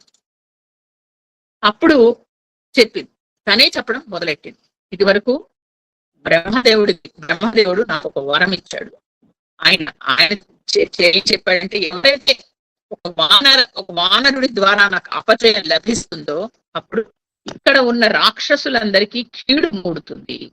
కాబట్టి ఇంకా లంక నాశనం మొదలవబోతోంది అని చెప్పి బ్రహ్మ మాట ధరించింది, నువ్వు వానరుడు వచ్చావు, నీతో నాకు అపజయం లభించింది కాబట్టి నీ తిరుగులేదు. ఇంకా రావణాసుడికి రాక్షసులకి సీతాదేవి కారణంగా వినాశకాలం సమీపించింది. అంటే ఆ రాక్షసికి అర్థమైపోయింది ఆయన ఎవరు, ఎవరి కోసం వచ్చాడు, ఎవరి ద్వారా లంక నాశనం అవుతోంది. సీతా నిమిత్తం రాజ్ఞస్తు రావణస్య దురాత్మన, అంటే ఆ రాక్షసికి సీతాదేవి వల్ల లంక నాశనం అవబోతోంది అనే విషయం అర్థమైపోయింది. వెంటనే ఏమందంటే, ఓ వానర వీర, ఇంకా నువ్వు యథేచ్ఛగా లంకలో ప్రవేశించు, నువ్వు అనుకున్న కార్యాలన్నీ నెరవేర్చుకో, వెళ్ళి సీతాదేవిని వెతుకు అని అనేసరికి వెంటనే అలాగే అన్నాడు. పైగా బ్రహ్మదేవుడి మాట అవన్నీ చెప్పింది కదా, అక్కడికి ఆగాడు. ఇప్పుడు మనం ఒక నిమిషం ఆలోచించాలి. లంకిణి మరణించలేదు, ఆవిడ అధిష్టాన దేవత. అధిష్టాన దేవతలు ఎప్పుడు మరణించవు, ఓడిపోయింది, ఈయన చేతిలో ఓడిపోయింది. పైగా ఆవిడ మాట్లాడే ముందర మొదటేమంది, మొట్టమొదటిసారి చూసినప్పుడు నేను లంకకు అధిష్టాన దేవతని అని మొట్టమొదటగా అంది. అహం అంటూ మొదలెట్టి రావణాసురుడు నువ్వెవరు అన్నప్పుడు అహం అంటూ మొదలెట్టి నేను ఈ లంకకు అధిష్టాన దేవతని అని అహంకారంగా పొగరుగా చెప్పింది. ఇప్పుడు అదే మాట మళ్ళీ ఇప్పుడు కూడా అదే అంటుంది, నేను లంకకు అధిష్టాన దేవతని హనుమంతుడితో ఓడిపోయాక అని ఇప్పుడు ఇక్కడ మాట్లాడింది అతి మెల్లగా. హనుమంతుడు అంటే భక్తిగా చెప్తోంది. అంటే ఏంటంటే ఇంత తేడా వచ్చేసింది ఆవిడలో. ఆ విధంగా అయ్యేసరికి వెంటనే అప్పుడు పైగా చెప్పడం చూడండి, లోపల సీతమ్మ ఉంది అనే విషయం కూడా చెప్పింది కదా. లోపల సీతమ్మ ఉంది, సీతమ్మ వల్లే ఇది నాశనం అవుతుంది, నువ్వు వెళ్ళు వెతుకు అంటారు. ఇంత చక్కగా చెప్తాను. అంటే లంకిణికి తెలిసిపోయింది ఈయన జానకి కోసం వచ్చాడు, రాముడు రాబోతున్నాడు, లంక నశించబోతోంది. అందుకంటే ఆవిడ అధిష్టాన దేవత, మంత్ర దేవత ఆవిడ. అందుకని ఆవిడకి ముందు తెలిసిపోయింది ఇవన్నీ, కాబట్టి ఈ విధంగా చెప్పింది. ఆవిడ చెప్పడం, ఈ హనుమంతుడిని పొగడ్డం కూడా ఎంత అందంగా పొగిడిందంటే, ప్రసీదసు మహాబాహో త్రాయస్య హరిసత్తమ సమయే సౌమ్య తిష్టంతి సత్యవంతో మహాబల. అంటే ఓ మహాబాహో, ఓ వానర శ్రేష్ఠుడా, నా పట్ల ప్రసన్నుడివి కమ్ము, నన్ను రక్షించు. నీ వంటి సంపన్నుడికి కొన్ని నియమాలు ఉంటాయని నాకు తెలుసు, దానికి కట్టుబడ్డావు. హనుమంతుడికి నియమం ఏంటి ఇక్కడ? ఒక స్త్రీని సంహరించకూడదు కాబట్టి కదా ఎడపిడికిలతో ఎడగొట్టాడంటే స్త్రీ వద్ద చెయ్యకూడదు అని ఇక్కడ అంత చక్కగా చెప్పింది. కానీ పైగా ప్రవిశ్యతో శాపోపభాతాం అని చెప్పింది. అంటే లంకా నగరం శాపానికి గురైంది అని చెప్తోంది. అంటే ఈ రాజు అధర్మపరుడు, ఈయన్ని అనేక శాపాలు ఇచ్చారు ఈయనకి. ఇది అనేక శాపాలకి రాజు గురై ఉన్నాడు, ఈ నగరం కూడా గురయ్యింది. కాబట్టి ఇప్పుడు నువ్వు వచ్చావు, ఈ లంక నాశనం అవుతుంది. లంకిణి సామాన్యురాలు కాదు, ఆ విశ్వామంతుడికి అర్థమైంది. తెలిసే లేకపోతే సామాన్యురాలు కాదండి లంకిణి. మనం ఏదో రాసి లంకిణిలో ఇలా అనేస్తాం, కానీ ఆవిడ సామాన్యురాలు కాదు. అసలు ఆవిడ గురించి మనం తెలుసుకున్నాం. ఆవిడ బ్రహ్మ లోకంలో ఉండేది. ఉండి ఒకసారి ఎవరి దగ్గర నాకు బలం ఉంది అని కొంచెం అంటే మాట్లాడకూడని మాట్లాడే వినయం లేకుండా ప్రవర్తించింది. అప్పుడు బ్రహ్మకి కోపం వచ్చింది, నీకు అంతంత అహంకారం పనికిరాదు, నువ్వు బలగర్వంతో ఉన్నావు, కాబట్టి నువ్వేం చేయాలి, నీకు నేను శాపం ఇస్తున్నాను, నువ్వు వెళ్ళి ఆ రాక్షస రాజ్యాన్ని కాపలాకాయి అని శాపం ఇచ్చాడు. ఇస్తే అప్పుడు ఆవిడ ప్రార్థించింది, నేను నిజమే, నేను చేస్తుంది తప్పు, నన్ను క్షమించు, నేను ఇంకోసారి ఇలా తప్పు చేయను, నన్ను క్షమించు అని చెప్తే అప్పుడు బ్రహ్మదేవుడు అంతటి వాణ్ణి ప్రార్థించింది ఆవిడ. ప్రార్థించి ఎప్పుడైతే నీ దగ్గర వానరుడు వస్తాడు, వానరుడి చేతిలో నువ్వు ఓడిపోతావో అప్పుడు నీకు శాప విముక్తి, నీకు మామూలుగా బ్రహ్మలోకానికి వచ్చేయచ్చు, నీకు రాక్షస రూపం నశిస్తుంది. కానీ అంతవరకు నువ్వు అక్కడ ఉండాలి. ఈ విషయం రావణాసురుడికి తెలుసు, అందుకనే రావణాసురుడు లంకిణిని అలా కంట్రోల్ చేస్తూ కాపలా కాయిస్తున్నాడు. అది కాబట్టి ఆవిడ 2 విషయాలు చెప్పింది. ఒకటి, బ్రహ్మ చెప్పాడు కోతి వచ్చాక లంక నాశనం అవుతుంది అనే విషయం అర్థమైంది ఎవరికి? ఆంజనేయ స్వామికి. 2, సీత ఇక్కడే ఉంది అని చెప్పేసింది ఆవిడ. కాబట్టి 2 విషయాలు హనుమంతుడు కన్ఫర్మ్ చేసుకున్నాడు. ఎంత జాగ్రత్తగా వింటాడండి, ఎవరైనా ఏదైనా మాట్లాడుతూ ఉంటే అన్ని విని అందులో అర్థం తెలుసుకుంటూ ఉంటాడు ఆయన. అది విషయం తెలుసు. తర్వాత ఏంటి శాపాలు, ఎవరు శాపం ఇచ్చారు ఆయనకి అంటే అనేక శాపాలు ఉన్నాయి ఆయనకి. అందులో ఒక శాపం ఏంటంటే నందీశ్వరుడు ఇచ్చాడు. ఆయన ఒకసారి పుష్పక విమానం మీద వెళుతూ ఉంటే కైలాస పర్వతం మించి వెళుతున్నాడు. కైలాస పర్వతం మించి వెళ్ళకూడదు, ఏ విమానం వెళ్ళకూడదు, కానీ ఈయన వెళుతున్నాడు. ఆగిపోయింది ఆ విమానం. ఆగిపోయేసరికి కిందికి వచ్చి అహంకారంగా అరవడం మొదలెట్టాడు రావణుడు. ఇప్పుడు నందీశ్వరుడు అన్నాడు, ఈ పైనుంచి వెళ్ళడానికి వీలు లేదు, అందుకని నువ్వు పక్కకు తిరిగిపోయాడు. అంటే నా ఇష్టం వచ్చినట్టు నేను వెళ్తాను, నువ్వేంటి కోతిలాగా ఉన్నావు, ఎక్కువ మాట్లాడుకో అన్నాడు. అనేసరికి అప్పుడు నందీశ్వరుడు అన్నాడు, నీ ఇష్టం వచ్చినట్టు నువ్వు మాట్లాడుతున్నావు కాబట్టి నీకు నేను శాపం ఇస్తున్నాను, నీకు కోతి వల్లే నష్టం వస్తుంది. నీ అహంకారం అణచడానికి కోతుల సమూహం వచ్చి నీ రాజ్యాన్ని నాశనం చేస్తాయి, నరులే నీ కుటుంబాన్ని నాశనం చేస్తారు అని శాపం పెట్టాడు. కాబట్టి లంకిణికి విషయం తెలుసు, ఓహో ఇది కూడా ఉంది అని. అన్ని శాపాలు ఉన్నాయి మా రాజుకి, అందుకని ఇది మొదలవబోతున్నాయి, శాపాలన్నీ ఫలించడం మొదలవుతున్నాయి. నువ్వు వచ్చావు, ఇలా అధిదేవతనైనా నన్ను నువ్వు ఓడించావు కాబట్టి ఇక నువ్వు ప్రవేశించు, నువ్వు సీతాదేవిని వెతుకు. సీతాదేవి అనే మాట స్పష్టంగా చెప్పాడు, వెళ్ళి వెతుకు అని చెప్పేసింది. కాబట్టి ఇక్కడ ఆయనకి అమ్మయ్య ఇక్కడ అమ్మవారు నేను వెళ్ళొచ్చు అని ఇక్కడి నుంచి ఆయన ముందుకు వెళ్ళాడు. ఇప్పుడు ఇక్కడ మనం ఒక చిన్న విషయం చెప్పుకొని మళ్ళా ముందరికి వెళ్ళదు. ఆ స్వామికి 3 విఘ్నాలు వచ్చాయి, 3 ఆడవాళ్ళ ద్వారా వచ్చాయి ఆంజనేయ స్వామికి. 1 సురస, 2 సింహిక, 3 లంకిణి కదా. మైనాకుడిది తీసేయండి, మైనాకుడి తీసానికి విఘ్నం కాదు, ఆహ్వానం కదా. ఆహ్వాని కూర్చోమన్నాడు, వద్దని వెళ్ళిపోయాడు. విఘ్నాలు కల్పించింది వీళ్ళ ముగ్గురు. ఇక్కడ 3 ఆడవాళ్ళు ఏంటి అనే దాని గురించి తెలుసుకుంది. వెనకాతల అర్థాలు ఏంటి? సురస సాత్విక, ఆవిడ సాత్విక గుణానికి సంబంధించింది కదా. నిజానికి ఆవిడేమి దేవమాత కదా, నాగమాత. వచ్చి నా నోట్లో ప్రవేశించు అంది. దేవతలు చెప్పారు, నువ్వు నా నోట్లోకి ప్రవేశించు, నువ్వే ప్రవేశించు అంది. అది తెలుసుకుని కాబట్టి ఇక్కడ ఆయన బుద్ధితోటి వినయంతో ఆ సాత్వికంగా వచ్చిన ఆటంకాన్ని ఎదుర్కొన్నాడు. మనకు కూడా సాత్విక ఆటంకాలు వస్తే ఏం చేయాలి అనేది ఇక్కడ మనకు లెసన్ అనమాట. ఆ బుద్ధితోటి మనము ఆ వివేకంతో వాటిని ఎదుర్కోవాలి. ఆకాశంలో సంచరించేది అంటే నిజానికి ఆవిడ ఆకాశంలో ఉండేవాడికి కిందికి వచ్చింది, ఉన్నతంగా కనిపిస్తోంది. ఇది మనస్సు. సురస అంటే అది మనస్సు అండి, మన మనస్సు. కాబట్టి ఇక రెండవది సింహిక. ఈవిడ తామసికానికి సంబంధించి చెప్తాను. సింహిక తామసిక గుణం. తామసిక గుణం అంటే ఏంటి? ఈర్ష్య, అసూయ. అందుకే కదా వచ్చిన నీడను పట్టుకుని లాగేసేసి ఎదుటి వాళ్ళని పైకి పడనివ్వద్దు, పక్క పడనివ్వద్దు అని లాగేసి శక్తులన్నీ పూర్తిగా లాగేసుకుంటుంది తామసిక శక్తి. ఇలాంటి వాళ్ళని బలంతోనే ఎదుర్కోవాలి, చంపేయాలి, పూర్తిగా తీసేయాలి, అలాంటి వాళ్ళని ఉంచకూడదు. ఈ సింహిక నీటిలో ఉంటుంది ఎప్పుడు కదా. ఇది ఇంద్రియాలు, ఆ ఇంద్రియాల్ని మనం ఎలా నిగ్రహించాలి అని చెప్తుంది సింహిక.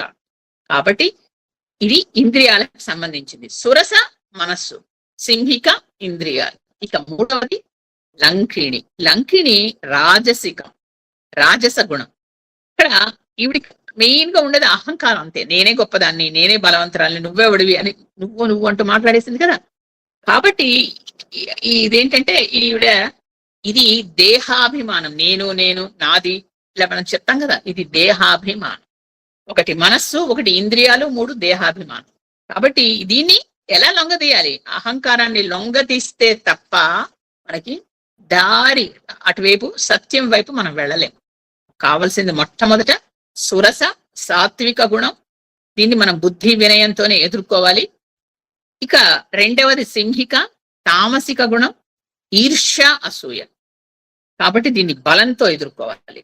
ఇక మూడవది లంకిణి రాజస గుణం. ఈవిడ్ని పరాక్రమం అంటే దూసుకెళ్ళిపోవడమే అంతే, ఆవిడ ఇంకే వేరే మార్గం లేదు. ఇది ఒకటి దూసుకెళ్ళిపోవడం అంటే పరాక్రమంతో ఎదుర్కోవాలి. ఇక్కడ సురస అనేది మనస్సు, సింహిక అనేది ఇంద్రియాలు, ఇక లంకిణి అనేది దేహాభిమానం, నేను దేహం నాది అనే అహంకారం. ఈ 3 జయిస్తే తప్ప ఆత్మ దర్శనం కాదు, మనందరికీ అంతే. అలాగే ఇక్కడ హనుమంతుడికి సీతమ్మ వారి దర్శనం కాదు. కాబట్టి ఒకటి ఆయన మనస్సుని జయించాడు, ఇంద్రియాలని జయించాడు, ఇప్పుడు దేహాభిమానాన్ని కూడా జయించి ముందరికి వెళుతున్నాడు అని చెప్పడం అనమాట. ఈ 3 రాక్షసుల్ని ఈ విధంగా చెప్తారు. అక్కడ ఆయన అంతసేపు ప్రాకారం మీదే ఉన్నాడు. ఇప్పుడు ఆయన ముందర ఏమనుకున్నాడు? అక్కడి నుంచి ఒక ద్వారంలోంచి వెళ్ళాలి, ఉత్తర ద్వారం ఉంది అక్కడ, ఆ ద్వారంలోంచి వెళ్ళొచ్చు.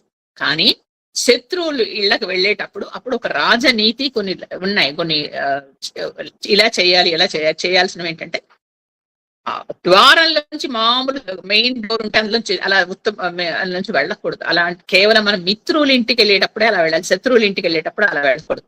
అందుకని ఆయన ద్వారంలోంచి వెళ్ళాలి. ప్రాకారం ఎక్కి అక్కడి నుంచి కూర్చున్నాడు కదా, అక్కడి నుంచి దూకాడు ఇప్పుడు లంకలోకి. లంకని ఓడించింది, వెళ్ళిపోయాడు కాబట్టి అక్కడి నుంచి లంకలోకి దూకాడు. దూకుతూ ఎలా దూకాడు? ఎడమ కాలు ముందు పెట్టాడు లంకలో. ఇది కూడా అప్పట్లో ఎప్పటికీ ఇప్పుడు కూడా ఉందండి. మనం ఎవరైనా ముఖ్యంగా పెళ్ళ ఇంటికి కోడలు వచ్చినప్పుడు, లేకపోతే మనం కొత్త ఇంటికి వెళ్ళేటప్పుడు కుడి కాలు ముందు పెట్టండి, కుడి కాలు అంటాం. అంటే అది చెయ్యాల్సిన పని. కాబట్టి ఎడమ కాలు ముందర పెట్టకూడదు. శత్రువులు ఇంట్లో మాత్రమే ఎడమ కాలు ముందర పెట్టాలి. అంటే అది నాశనం అవ్వాలని కోరుకుంటూ వెళ్ళాడు. కాబట్టి ఇక్కడ హనుమంతుడు ముందర తన రాజైన సుగ్రీవుణ్ణి, తన ప్రభు అయిన రాముణ్ణి తలుచుకుంటూ ఎడమ కాలు ముందర పెట్టాడు. అందులో పెట్టడం అంటే ఏంటంటే ఈ లంక నాశనం అవుతుంది అని అర్థం. ఆ విధంగా పెట్టి లోపలికి ఆయన వెళ్ళాడు. అది ఇక వెళుతూనే ఆయన రాజమార్గంలో ప్రవేశించాడు. రాజమార్గం అక్కడ చూడండి, ఒక ఊరు ఉందంటే ఊర్లో కొన్ని రాజమార్గం అంటే మెయిన్ రోడ్ ఉంటుంది, తర్వాత కొన్ని చిన్న చిన్న పక్క కొన్ని రోడ్లు ఉంటాయి. మెయిన్ అంటే రాజమార్గంలోకి ఆయన ప్రవేశించాడు. అది అసలు నేల మీదే ముత్యాలు పువ్వులు పరచబడి ఉన్నాయి అక్కడక్కడక్కడ. అంటే అంత ఐశ్వర్యం, అంత అందం. ఇక అలా లోపలికి మెల్లిగా వెళ్ళి చుట్టూ చూస్తున్నాడు. ఇక అనేక ఇళ్ళు కనిపిస్తున్నాయి ఆయనకి.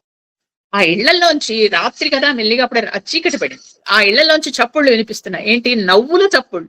అందరూ నవ్వులు, గట్టిగా నవ్వుతున్నారు. ఆ నవ్వులు తర్వాత మధ్య మధ్యలో వాయిద్యాలు, రకరకాల వీణ, తర్వాత ఇంకా రకరకాల మృదంగం అన్ని వినిపిస్తున్నాయి. తర్వాత అంటే అందరూ అంత సంతోషంగా ఉన్నారు. విచిత్రాకారంలో ఉన్నాయి ఇళ్ళు. అన్ని ఒకేలా లేవు. ఏదో యూనిఫామ్ లాగా ఒక కాలనీ లాగా ఇలాగే ఉండాలని లేదు. చిత్ర విచిత్రంగా పద్మాల్లాగా ఇట్లా రకరకాలుగా ఇళ్ళు కట్టబడి ఉన్నాయి. లోపల నుంచి కొన్ని ఇళ్లలోంచి అత్యద్భుతంగా పాటలు, గానం వినిపిస్తుంది. అక్కడ ఉన్న ఆడవాళ్ళు, స్త్రీలు గానం చేస్తున్నారు. అప్సరసలాగా ఉన్నాయి పాటలు చేయడానికి. పైగా ఏంటి చూడండి, మనకి పాటల్లో 3 రకాలు ఉంటాయి. ఒక మంత్రము, మధ్యమము, తారస్థాయి అని ఆపుతున్నారు వాళ్ళు. మంత్రంగా ఉంది సంగీతం. ఆడవాళ్ళు నడుస్తున్న చప్పుళ్ళు వినిపిస్తున్నాయి. నడుస్తే ఆడవాళ్ళు మగవాళ్ళు తేడా తెలుస్తుందా? తెలుస్తుంది. ఇవన్నీ చప్పుళ్ళు, చేతి నిండా గాజులు గలగల్లాడుతూ చప్పుళ్ళు. ఆ రకరకాలుగా ఉన్నారు ఆడవాళ్ళు. కొంతమంది లావుగా ఉన్నారు, కొంతమంది సన్నగా ఉన్నారు, కొంతమంది అద్భుతంగా నడిచేవాళ్ళు, కొంతమంది దేవతా స్త్రీలు. వాళ్ళు నేల మీద ఆనకుండా నడుస్తున్నారు. ఇలా కొంతమంది స్త్రీలను చూశాడు. ఇక వాళ్ళు వేసుకున్న ఆ వస్త్రాలు అవి చూసి ఆశ్చర్యపోతున్నాడు. అంటే మరీ పరీక్షగా చూడట్లా, చూస్తున్నాడు ఇంతమంది ఓ ఇలా తిరుగుతున్నారు. ఇక మగవారు లోపల నుంచి వాళ్ళు అరుస్తున్నారు. కొంతమంది ఏమో యుద్ధానికి ఏదో సన్నిద్ధమైన వాళ్ళలాగా అప్పటికప్పుడు యుద్ధం అవుతున్నట్టుగా గట్టిగా జబ్బలు చరుచుకుంటూ, తొడలు చరుస్తూ గట్టిగా అరుస్తున్నారు. నేనే గొప్పవాడిని, నేను ఇంతమందిని చంపాను, నేను ఇంతమందితో యుద్ధం చేశాను అంటూ మగవాళ్ళు గట్టిగా అరుచి సింహనాదాలు చేస్తున్నారు, సింహ గర్జనలు చేస్తున్నారు, గర్జిస్తున్నారు. వాళ్ళు ఆ లోపల నుంచి వినిపిస్తున్నాయి. ఇంకా కొన్ని చోట్ల అంటే వాళ్ళ బలాన్ని చూస్తున్నాడు. ఎంతమంది ఎలా ఉన్నారు అని గమనించుకుంటూ మెల్లిగా వెళ్తున్నాడు. ఈయన ఇంత చిన్నగా ఉన్నారుగా, ఎవరు అలా చూస్తే కానీ కనపట్టు, అలా మెల్లిగా పక్క నుంచి వెళుతున్నారు. కొన్ని చోట్ల ఇదంతా ఇంకా కొంతమంది ముందర ఇళ్లలోంచి వేద మంత్రాలు వినిపిస్తున్నాయి. రకరకాలుగా మంత్రాలు చదువుతున్నారు. కొంతమంది యజ్ఞ దీక్షల్లో ఉన్నారు. ఆయన మరి బ్రాహ్మణ వంశం కదా, రావణాసురుడిది. అనేక మంది రోజు ఆయన చేస్తుండేవాడు, క్రతువులు చేయిస్తుండేవాడు. చాలా మంది అక్కడ శిరోముండన అంటే తల అన్ని గుండులాగా చేసుకుని చిన్న పిలకలాగా పెట్టుకుని ఎద్దు చర్మాలు ధరించారట. కొంతమంది అక్కడ తిరుగుతూ వాళ్ళు మంత్ర పఠనాలు చేస్తున్నారు. ఇక కొంతమంది ఉగ్ర పూజలు చేస్తున్నారు. అక్కడ మామూలు పూజలు కావండి, అక్కడ జరుగుతుంది ఉగ్ర పూజలు చేస్తున్నారు. అంటే తాంత్రిక శక్తులు సంపాదించడానికి ఉగ్ర పూజలు చేస్తారు. ఇంద్రశక్తులు లాంటి వాళ్ళు ఆరితేరారు వాటిలో. ఆ ఉగ్ర పూజలు చేస్తారు. అంటే ఉగ్ర దేవతలను ఉపాసిస్తారు. వెంటనే వచ్చేసి వాళ్ళు ప్రత్యక్షం అవుతారు, వాళ్ళకి బలులు అవి ఇస్తారు. లేదా ఈ శత్రువుని సంహరించండి అంటే చేసేస్తారు ఉగ్ర దేవతలు. కానీ వాటిని శాంతింపజేయడం కష్టం, అంత జాగ్రత్తగా చేయాలి. అలాంటి ఉగ్ర దేవతలు పూజలు చేస్తున్నారు. కొంతమంది ఏం చేస్తున్నారట, వాళ్ళు అభిచారిక హోమాలని చేస్తారు. అది ఇంకా అంటే ఏంటి, అవతల వాళ్ళు శత్రువు నాశనం అవ్వాలని రకరకాలు మనం ఏదో బట్ని ఏవో అంటాం, చేతబళ్ళు ఇలాంటివి అంటారు, అలాంటివి చేస్తున్నారు వాళ్ళు క్షుద్ర పూజలు. వాళ్ళు ఏం చేస్తారో తెలుసండి, చేతిలో ఇలా దర్భలు పట్టుకు తిరుగుతారు. దర్భలు తెలుసు కదా మనకి, అవి పట్టుకుని ఇలా తిరుగుతూ ఉంటారు. తిరిగి ఆ మంత్రాలు చెప్తూ ఉంటే అవతల వాళ్ళు వీళ్ళు ఏది అనుకుంటే అవతల వాళ్ళ నాశనం అయిపోతుంటారు. అలాంటి క్షుద్ర పూజలు చేసేవాళ్ళు ఆయనకు కనిపిస్తున్నారు హనుమంతుడు. మరి వాళ్ళందరికీ హనుమంతుడు కనపడ్డా, ఈయన అలాంటి వాటన్నిటికీ అతీతుడండి. అలాంటి వాటికి ఏ క్షుద్ర శక్తికి ఈయన లొంగడు హనుమంతుడు. ఎవరు గమనించలేరు కూడా. ఆ విధంగా ఆయన ముందుకు వెళ్తున్నాడు. వెళ్తుంటే ఇక్కడ అంటే ఈయన గమనించింది ఏంటంటే, ఇంత బాహుబలం, ఇంత సేనా శక్తి కాకుండా రావణాసురుడికి ఇలాంటి హోమాలు అవి చేసి ఆయన దైవ బలం కూడా సాధించుకుంటున్నాడు. ఒకవైపు ఆయన శివభక్తుడు కాకుండా ఇలాంటి పూజలు అవి చేసి ఇలాంటి ఉగ్ర దేవతల్ని కూడా ఆయన ఆయన చేయించి వశపరుచుకుంటున్నాడు.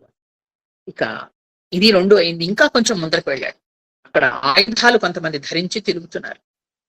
కొంతమంది ఒంటి కన్ను ఉంది, కొంతమంది ఒకటే చెవు ఉంది, కొంతమంది ఒకటే కన్ను ఉంది. వికృతమైన ఆకారంలో ఉన్నారు సైనికులంతా. కొంతమంది విచిత్రమైన కవచాలు ధరించి ఉన్నారు.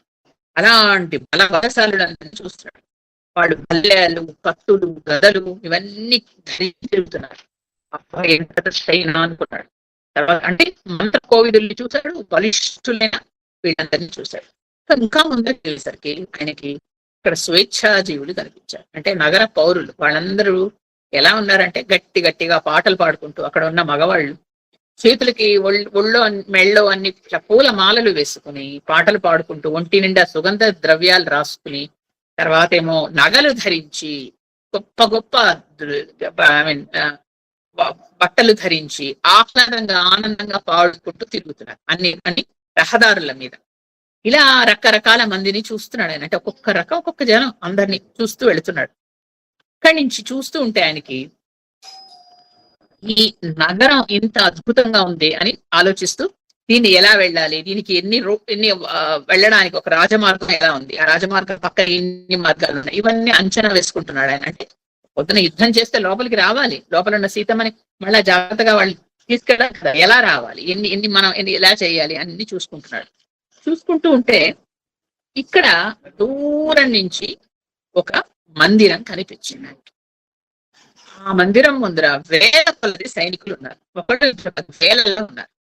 అక్కడ అసలు సింహద్వారమే బంగారు రంగులో ఉంది. ఒక పెద్ద అభ్యర్థి ఉంది, దానికి సపరేట్ గా మళ్ళీ ఇంకొక కందకం ఉంది వెళ్ళడానికి లేకుండా.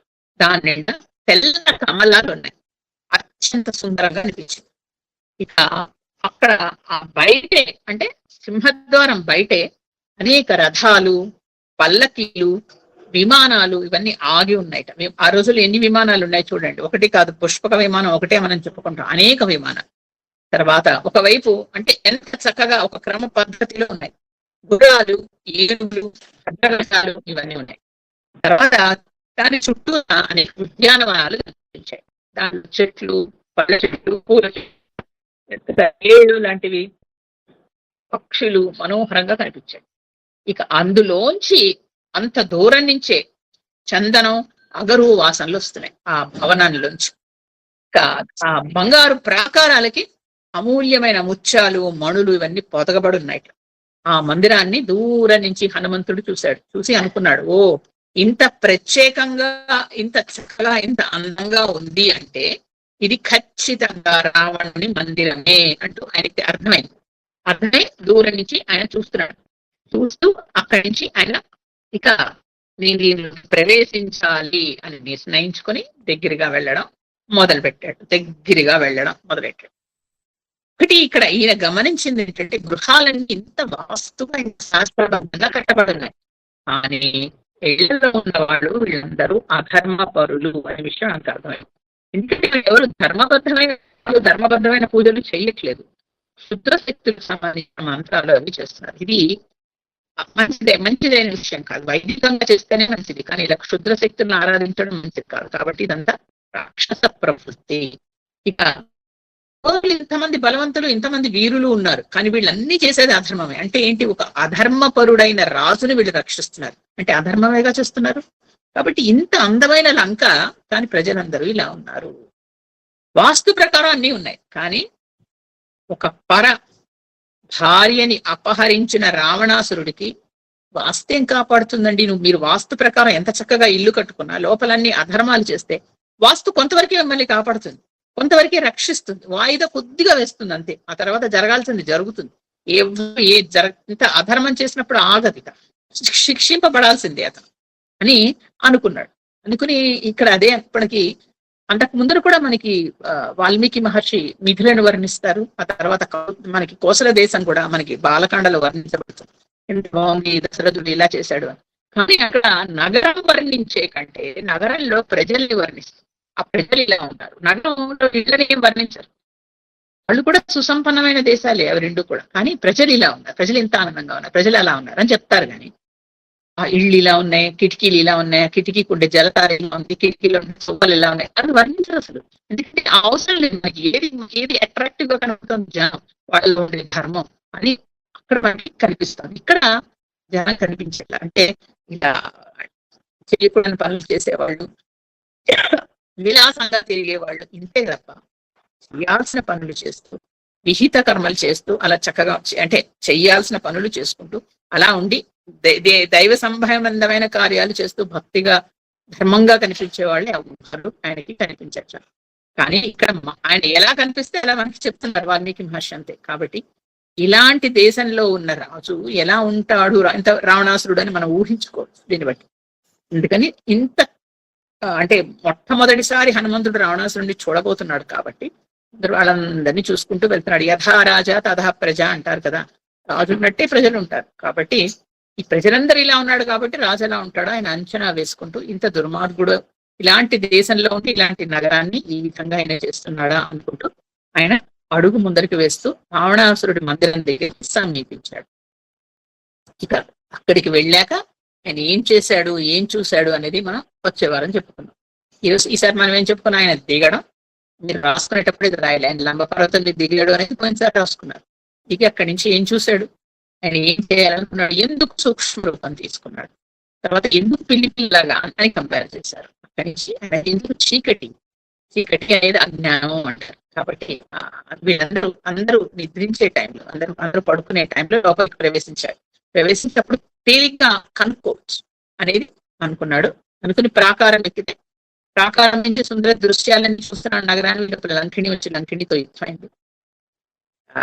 యుద్ధం కాదు, ఆవిడ మాట్లాడిన మాటలకి పరుషంగా ఈయన పిడికిలి ఎడమ చేతి పిడికిలతో కొద్దిగా కొట్టేసరికి ఆవిడ కింద పడి ఓడిపోయానని ఒప్పుకుని లంకా నగరంలోకి ఆయన ప్రవేశించడానికి ఎందుకు వెళ్ళాడు. అంతే, ఒక 5-6 లైన్లు వస్తాయి. కానీ ఇది ఆయన ఏ విధంగా లంకలో ప్రవేశించాక ఎంత ఆలోచించి ఆ సూక్ష్మ రూపం తీసుకున్నాడు, ఎంత ఆలోచించి చీకటిలో వెళుతున్నాడు. ఇవన్నీ ఆయనలో ఉండే ఆ దూత లక్షణాలు. శ్రీరామ దూతగా వెళ్ళినప్పుడు మరింత జాగ్రత్తగా రామకార్యం చెడకుండా ఉండాలి అనే ఉద్దేశంతో వెళుతున్నాడు. కాబట్టి అంత లాజికల్ గా ఆలోచించుకుని అలా ప్లాన్ చేసుకుని పక్కన ఎవరూ లేరు మాట్లాడడానికి. కొన్ని ఇదివరకు మనకంటే ఏదైనా డౌట్ వస్తే ఎవరితో సెల్లో మాట్లాడతాం, అప్పుడు ఆయనకి ఏమైనా ఉందా? లేదు. ఆయన్ని తీసుకున్న నిర్ణయాలు ఒక్కటి చూడండి, ఎలా ఆలోచించి ముందు వెనక ఆలోచించుకుని ఒక నిర్ణయానికి వచ్చి దాని ప్రకారం వెళ్తున్నాడు. ఎలా వెళ్ళిన ఆయనకి ఇక రావణ మందిరంలో ఏం చూశాడు అనేది వచ్చేవారం చెప్పు. ఎత్ర ఎత్ర రఘునాథ కీర్తనం తత్ర తత్ర కృతమస్తకాంజలిం బాష్పవారి పరిపూర్ణలోచనం మారుతిం నమత రాక్షసాంతకం. శ్రీరామ జయ రామ జయ జయ రామ, శ్రీరామ జయ రామ జయ జయ రామ, శ్రీరామ జయ రామ జయ జయ రామ. జయ శ్రీరామ్. జాంబవత్ సుగ్రీవ హనుమత్ శత్రుఘ్న భరత లక్ష్మణ సీతా సమేత శ్రీరామచంద్ర పరబ్రహ్మణే నమః. శ్రీరామచంద్రనే నమః. అమ్మా చెప్పనా, ఎన్ని విఘ్నాలు వచ్చినా హనుమంతుడు అన్ని ఛేదించుకుని రామబాణంలా ముందుకు దూసుకు వెళ్తున్నాడు. హనుమంతుడు లంబపర్వతం మీద దిగి లంకను చూస్తున్నాడు. ఆయనకి ఏ అలసట లేదు. నిజ రూపాన్ని దాల్చి అనేకమైన చుట్టూ ఉన్న పెద్ద పెద్ద వనాలను చూస్తున్నాడు. ఫల పుష్ప వృక్షాలు జలాశయాలతో ఉన్నాయి. కొండమించి చూస్తుంటే పెద్ద ప్రహరీ గోడ కనిపించింది. అనేక మంది బలిష్ఠులు దాని చుట్టూ తిరుగుతున్నారు. ఎలా వెళ్ళాలా అని చూస్తుంటే చుట్టూ పెద్ద అగడత కనిపించింది.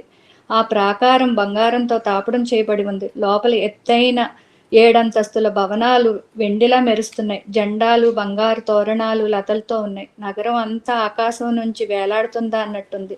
30 యోజనాల వెడల్పు, 100 యోజనాలు పొడవు ఉంది ఈ నగరం. ఆయన ఉత్తరం వైపు వెళ్ళి అనుకున్నాడు, విశ్వకర్మ చాలా అద్భుతంగా కట్టాడు కానీ నాగులతో ఉన్న పాతాళంలో కనిపిస్తుంది నాకు అనుకున్నాడు. అగడత ఎవ్వరూ గమనించకుండా దాటడం కష్టమని ఆలోచిస్తున్నాడు. ప్రహరీ మీద భయంకరమైన కోరలతో రాక్షసులు తిరుగుతున్నారు. ఈ రక్షణ వ్యవస్థ ఏమిటి ఇంత అద్భుతంగా చేసుకున్నాడు రావణుడు అని అనుకున్నాడు హనుమంతుడు. రాముడు దర్శనమైన వీళ్ళు మారరు అని కూడా అనుకున్నాడు. ఆయనకు సలహా చెప్పేవారు లేరు, కానీ రామకార్యాన్ని చాలా జాగ్రత్తగా నిర్వర్తించాలని ఆలోచిస్తున్నాడు. సామము, దానము, భేదము, దండముతో లంకను జయించలేను అని తెలుసుకున్నాడు. ఏం చేయాలి అనుకుని ఆలోచించాడు. అప్పుడు సంపాతి మాటలు గుర్తుకు వచ్చాయి. హనుమంతుడు, అంగదుడు, సుగ్రీవుడు, నీలుడు ఇక్కడ వరకు మాత్రమే ఇక్కడ వరకు రాగలరు అనుకున్నాడు. సీతమ్మ లోపల ఉన్నట్టు తెలుసు, కానీ ఆమె బ్రతుకుందా చూడాలి. తాను ఎవరికీ కనిపించకుండా సూక్ష్మ రూపంలో వెళ్ళి రావణుడు చూడకుండా సీతమ్మని ఏకాంతంగా చూసి ఆమెతో మాట్లాడాలి అని అనుకున్నాడు. అప్పుడు సంధ్యా సమయం అయింది. చీకటి పడ్డాక వెళ్ళాలని నిర్ణయించుకున్నాడు. రామకార్యాన్ని చాలా చాలా జాగ్రత్తగా నిర్వర్తించాలి, కంగారు పనికిరాదని నిశ్చయించుకున్నాడు. తాను యుద్ధం చేస్తే రావణుడు ఈ లోపు సీతమ్మని స్థలం మార్చేస్తాడని, తాను తగ్గాలి, గొడవ చేయకూడదు అనుకున్నాడు. ప్రయత్నపూర్వకంగా చూస్తే కానీ కనిపించిన చిన్ని ప్రాణిగా సూక్ష్మంగా మారాడు. ప్రభు కార్యానికి ఒక దూతలా సూక్ష్మంగా తగ్గి వెళ్తున్నాడు. శ్రీరామ దూత హనుమ. భగవంతుడు ఆజ్ఞతో వచ్చి భగవంతుడే కావాలని ఎదురు చూస్తున్న ఆమె కోసం రామదూతలా వచ్చాడు. సూర్యాస్త సమయం అయ్యాక ఒక పిల్లలా లోపలికి వెళ్ళటానికి తయారైన హనుమంతుడు అద్భుతంగా ఉన్నాడు. చంద్రుడు ఉదయిస్తున్నాడు. చంద్రుడు ఒక దీపంలా మారి హనుమంతుడికి సహాయం చేస్తున్నాడా అన్నట్టుంది. లోపలికి వెళ్తుంటే విచారం అనిపించింది. ఇది నాశనం కాబోతుందా అనుకున్నాడు ఆ లంకను చూసి. సముద్రంలో ఈదుతున్న హంసలా కనిపించాడు చంద్రుడు హనుమంతుడికి. ప్రాకారం మీదకి మెల్లిగా దూకాడు హనుమ. సముద్ర గాలులు చల్లగా వీస్తున్నాయి. భవనాల మీద జెండాలకి కట్టి ఉన్న చిరుగంటలు మోగుతున్నాయి. నేలంతా స్ఫటికంలా మెరుస్తుంది. ఏనుగులు బంగారంతో చేయబడి ఉన్నాయి. మెట్లు వైడూర్యంతో చేయబడి ఉన్నాయి. అనేక ఉద్యానవనాలలో క్రౌంచ పక్షులు, రాజహంసలు, నెమళ్ళు తిరుగుతున్నాయి. ఎటు చూసినా ఐశ్వర్యం తాండవిస్తోంది. కుముదుడు, మైందుడు ఇలా వీళ్ళంతా కూడా రావచ్చు అనుకున్నాడు లోపలికి వస్తూనే. అయినా రామలక్ష్మణులు కూడా రావచ్చు, వారి పరాక్రమవంతులు అనుకున్నాడు. ఒకేసారి నూనె దీపాలు వెలిగాయి. ఇదంతా లంకిని పైనుంచి చూస్తోంది. వనాలయ, ఎవరు నువ్వు, ఎందుకు వచ్చావని గర్జించి అడిగింది. నువ్వు ఇంత భయంకరంగా ఉన్నావు, ఎవరు నువ్వు అని చిన్ని పిల్లలా అడిగాడు హనుమంతుడు. నేను ఈ నగరానికి అధిదేవతను, నా ఆజ్ఞ లేకుండా ఎవ్వరూ రాలేరు. ఓ అలాగా అని అమాయకంగా అన్నాడు. ఈ లంకా నగరం దూరం నుంచి ఎంతో సుందరంగా అద్భుతంగా ఉందని చూడటానికి వచ్చాను అంతే అన్నాడు. లంకినికి కోపం వచ్చింది. నన్ను జయించి అప్పుడు వెళ్ళంది. శుభాంగి, నేను చూసి వెళ్ళిపోతాను అన్నాడు. ఆవిడ కోపంగా అరచేతితో నొక్కింది హనుమని. ఎడమ చేయి పిడికిలి బిగించి చిన్నిగా కొట్టగానే పడిపోయింది. ఓ కపీశ్వర, నన్ను అనుగ్రహించు, కాపాడు అని అర్థించింది. ఆశ్చర్యంగా చూస్తున్న హనుమతో, బ్రహ్మదేవుడు నాకు వరం ఇచ్చాడు. వానరం చేత నాకు అపజయం లభించగానే ఇక్కడ రాక్షసులకు వినాశనం జరుగుతుంది. సీతాదేవి వల్ల లంక నాశనం అవ్వబోతుంది. నువ్వు వెళ్ళి లోపలున్న సీతాదేవిని వెతుకు అంది. ఆమె బ్రహ్మలోకంలో ఉండేది. వినయం లేకుండా ఒకసారి మాట్లాడటంతో బ్రహ్మ శాపానికి గురయ్యింది. బ్రహ్మని ప్రార్థించగా వానరుడు వచ్చి నీకు శాప విమోచనం చేస్తాడని బ్రహ్మ వరం ఇచ్చాడు. హనుమని ముగ్గురు ఆడవారు అడ్డగించారు. ఒకరు సురస, 2 సింహిక, 3 లంకిణి. సురస సాత్విక గుణానికి సంబంధించింది. నా నోటిలోకి ప్రవేశించు అనగానే బుద్ధి వినయంతో లోపలికి వెళ్ళాడు, మనసును జయించాడు. సింహిక తామసిక గుణానికి సంబంధించింది. ఈర్ష్య, అసూయ ఇలాంటి వాళ్ళని బలంతోనే ఎదుర్కోవాలి. ఇంద్రియాలను జయించాడు. లంకిణి రాజస గుణం. ఈమెకి అహంకారాన్ని లొంగదీస్తేనే ముందుకు వెళ్ళగలం. దేహాభిమానాన్ని జయించాడు. ప్రాకారం నుంచి శత్రువులు ఇల్లైన లంకలోకి ఎడమకాలు ముందు పెట్టి దూకాడు మన హనుమ. రాజమార్గంలోకి ప్రవేశించాడు. ఇళ్లలోంచి నవ్వులు, గానాలు, వాయిద్యాలు వినిపిస్తున్నాయి. అందరూ సంతోషంగా ఉన్నారు. స్త్రీలందరూ రకరకాలుగా అలంకరించుకుని ఉన్నారు. మగవారు తొడలు చచ్చుకుంటూ గట్టిగా సింహనాదంలా గర్జిస్తున్నారు. ముందుకు వెళ్తే వేద మంత్రాలు వినిపిస్తున్నాయి. యజ్ఞాలు చేస్తూ, మంత్ర పఠనాలు చేస్తూ ఉగ్రదేవతల పూజలు చేస్తున్నారు, కొంతమంది క్షుద్ర పూజలు చేస్తున్నారు. ఇంత సైనిక బలం కాకుండా పూజా బలం కూడా ఉందని గ్రహించాడు హనుమ. ఎదరికి వెళ్తే ఆయుధాలు పట్టుకుని తిరుగుతున్న బలిష్ఠులను చూశాడు. ఇంకా ముందుకు వెళ్తే స్వేచ్ఛాజీవులు ఆహ్లాదంగా పాడుకుంటూ తిరుగుతూ కనిపించారు. ఇంత పెద్ద నగరంలో ఎలా వెళ్ళాలి అని అన్ని చూసుకుంటున్నాడు. దూరంగా ఒక మందిరం కనిపించింది. ఎందరో బలిష్ఠులు కాపలాగా ఉన్నారు. ఎన్నో రథాలు, విమానాలు ఆగి ఉన్నాయి. అనేక గుర్రాలు, ఏనుగులు ఉన్నాయి. అనేక ఉద్యానవనాలు ఉన్నాయి. చందనం, అగరవాసనలు వస్తున్నాయి. ముత్యాలు, రత్నాలు తోరణాలుగా వేలాడుతున్నాయి. అది రావణుడి ఆస్థానం అని అర్థమయ్యి లోపలికి ప్రవేశించాలనుకున్నాడు హనుమ. వాస్తు ప్రకారం అన్నీ ఉన్నాయి, కానీ లోపలంతా అధర్మమే అనుకున్నాడు. అయోధ్యలో ప్రజలు ధర్మం గురించి మాట్లాడుకుంటే ప్రజలు ధర్మం గురించి మాట్లాడుకుంటే ఇక్కడ నగరం గురించి తప్ప మాట్లాడటానికి ఏమీ కనిపించడం లేదు.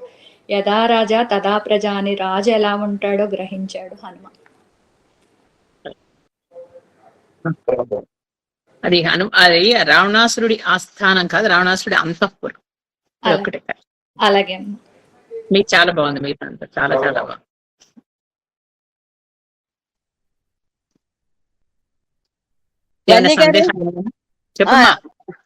ఒక చిన్న డౌట్ ఉంది. ఒక్కసారి నాకు అది బ్రహ్మ లంకిణికి ఎందుకు శాపం ఇచ్చాడు అది చెప్పరా ఒక్కసారి? అక్కడ కొంచెం మిస్ అయ్యాను కొంచెం. బ్రహ్మ లోకంలో ఉండేది ఇది వరకు ఆవిడ. అక్కడ ఉన్నప్పుడు అంటే ఆవిడ అప్పుడు రాక్షసి కాదు, ఆ లోకంలో ఉండేది. ఆవిడ ఉన్నప్పుడు ఆవిడికి నిజానికి చాలా బలం, దేహ బలం ఉండేది. ఆ బలంతో ఒక్కసారి బాగా విర్రవీగి అనకూడని మాటలు మాట్లాడుతుంది. అప్పుడు ఈయన అంటాడు, బ్రహ్మ నువ్వు ఒక రాక్షసి లాగా మాట్లాడుతున్నావు కాబట్టి వెళ్ళి ఒక రాక్షస లోకానికి కాపలాకాయ, ఒక రాక్షసి వైపు అని శాపం పెడతారు. పెట్టేసరికి అప్పుడు ఆవిడ బాధపడుతుంది, నేను తప్పు చేశాను, క్షమించండి, ఇలాంటి నేను వెళ్ళిపోయి అక్కడ నేను రాక్షస లోకానికి కాపలా ఉండడం ఏంటి, బ్రహ్మలోకంలో ఉండాల్సిందాన్ని.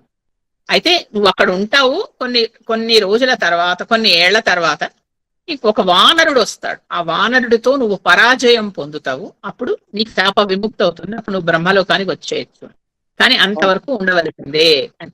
ఆ విషయం రావణాసురుడికి కూడా తెలుసు. అంటే లంకని ఉంటుంది, కాపలా కాస్తుంది.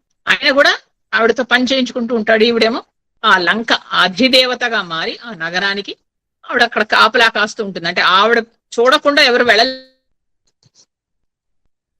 ఒక కాబట్టే ఇంత సూక్ష్మ రూపంలో ఉన్న హనుమంతుడు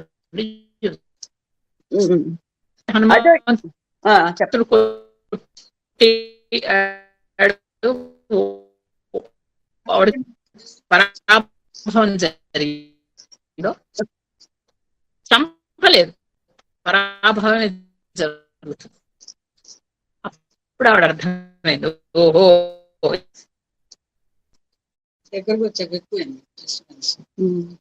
ఇంకొకటి డౌట్ మీకు వినిపిస్తుందా వల్లి గారు?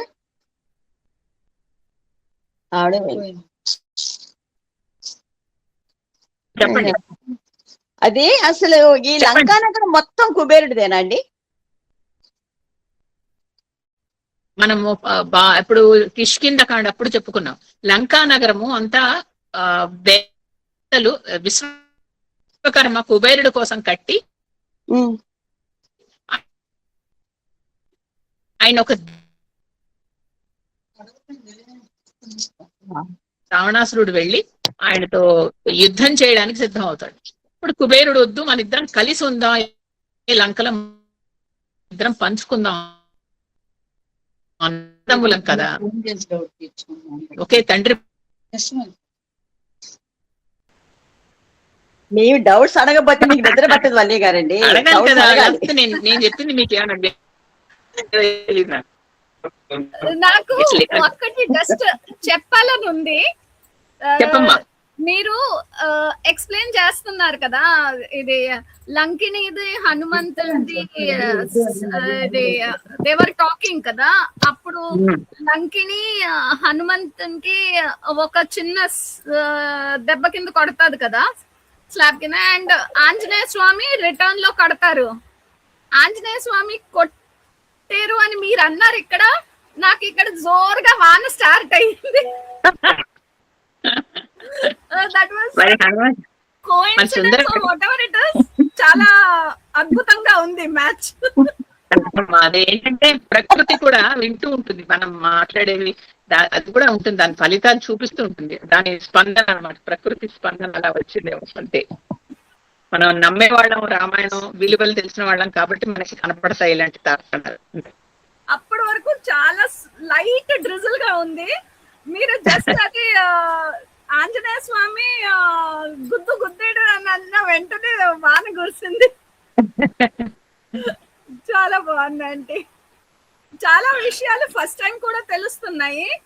అండ్ రామాయణం అవన్నీ మనం టీవీస్ లో చూసిన దాంట్లో ప్రకారం లంకలో ఎక్కడ పాజిటివ్ ఎనర్జీ కింద కనపడదు, అన్ని నెగటివ్ ఎనర్జీ కింద కనపడతాయి అని అంటారు. దాన్ని మీరు ఆ నెగటివ్ ఎనర్జీలో కూడా పాజిటివ్ ఎనర్జీ చూపెట్టారు ఈ రోజు. ఆయనకి అంత సుందరంగా కనిపిస్తోంది, హనుమంతుడి మన పక్కన నడుస్తున్నాం కదా, ఆయన ఏమనుకుంటే మనకి వినపడుతుంది, ఆయనకి అంతా అలా కనపడుతోంది, ఎలా చేస్తోంది, ఇలా ఉంది అని మెచ్చుకుంటున్నాడు. మళ్ళీ బాధపడుతున్నాడు పాపం. బాధపడటం ఎందుకు చెప్పు అంటే, అయ్యో ఇలాంటి లంకని మనం యుద్ధం చేయాలా అని. అందుకనే ముందరే ఆంజనేయ స్వామి లంకని కాల్ చేశారు కదా.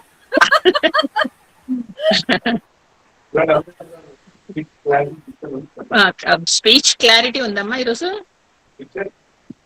మాకు కొంచెం క్రాక్ గా వినపడుతున్నది, నేను వినపడుతున్నది, క్లారిటీ అంత లేదు. అక్కడక్కడ ఆగిపోయినట్టు అనిపించిందమ్మా. ఫాలో అవుతున్నాము కానీ రాసుకుంటున్నాం కానీ అక్కడక్కడ కొన్ని చోట్ల మిస్ అయ్యాం. వైఫై లేదమ్మా, నేను కంప్లీట్ గా డేటాలో చూస్తున్నాను. అదే పర్వాలేదండి, పర్వాలేదు. అంటే ఈ భయంకర వర్షాలకి ఏ ఉండట్లేదు అసలు. అదే అదే చెప్పాను కదా, ఇది కూడా మనకి ఒక సాత్వికమైన విఘ్నం. వర్షంలో కూడా మీరు ఇలా ఫోన్ పట్టుకుని చెప్పడం అది మాది. ఫోన్ పట్టుకోవడం అంటే లేదు, తీసుకుని మళ్ళీ డౌట్లు అడుగుతున్నారు మమ్మల్ని. ఇంకా చాలా మీరు ఇలా మాకు స్వధర్మం అయితే మానకూడదు మనం. చాలా థ్యాంక్స్ ఆంటీ, చాలా బాగుంది. సరేనమ్మా, అందరికి ఏమైనా డౌట్లు ఉంటే మీరు చక్కగా గ్రూప్ లో పెట్టండి, లేదా అంటే నాకు పర్సనల్ గా పెట్టినా పర్వాలేదు, లేదంటే వచ్చే క్లాస్ లో మనం మాట్లాడుకుందాం.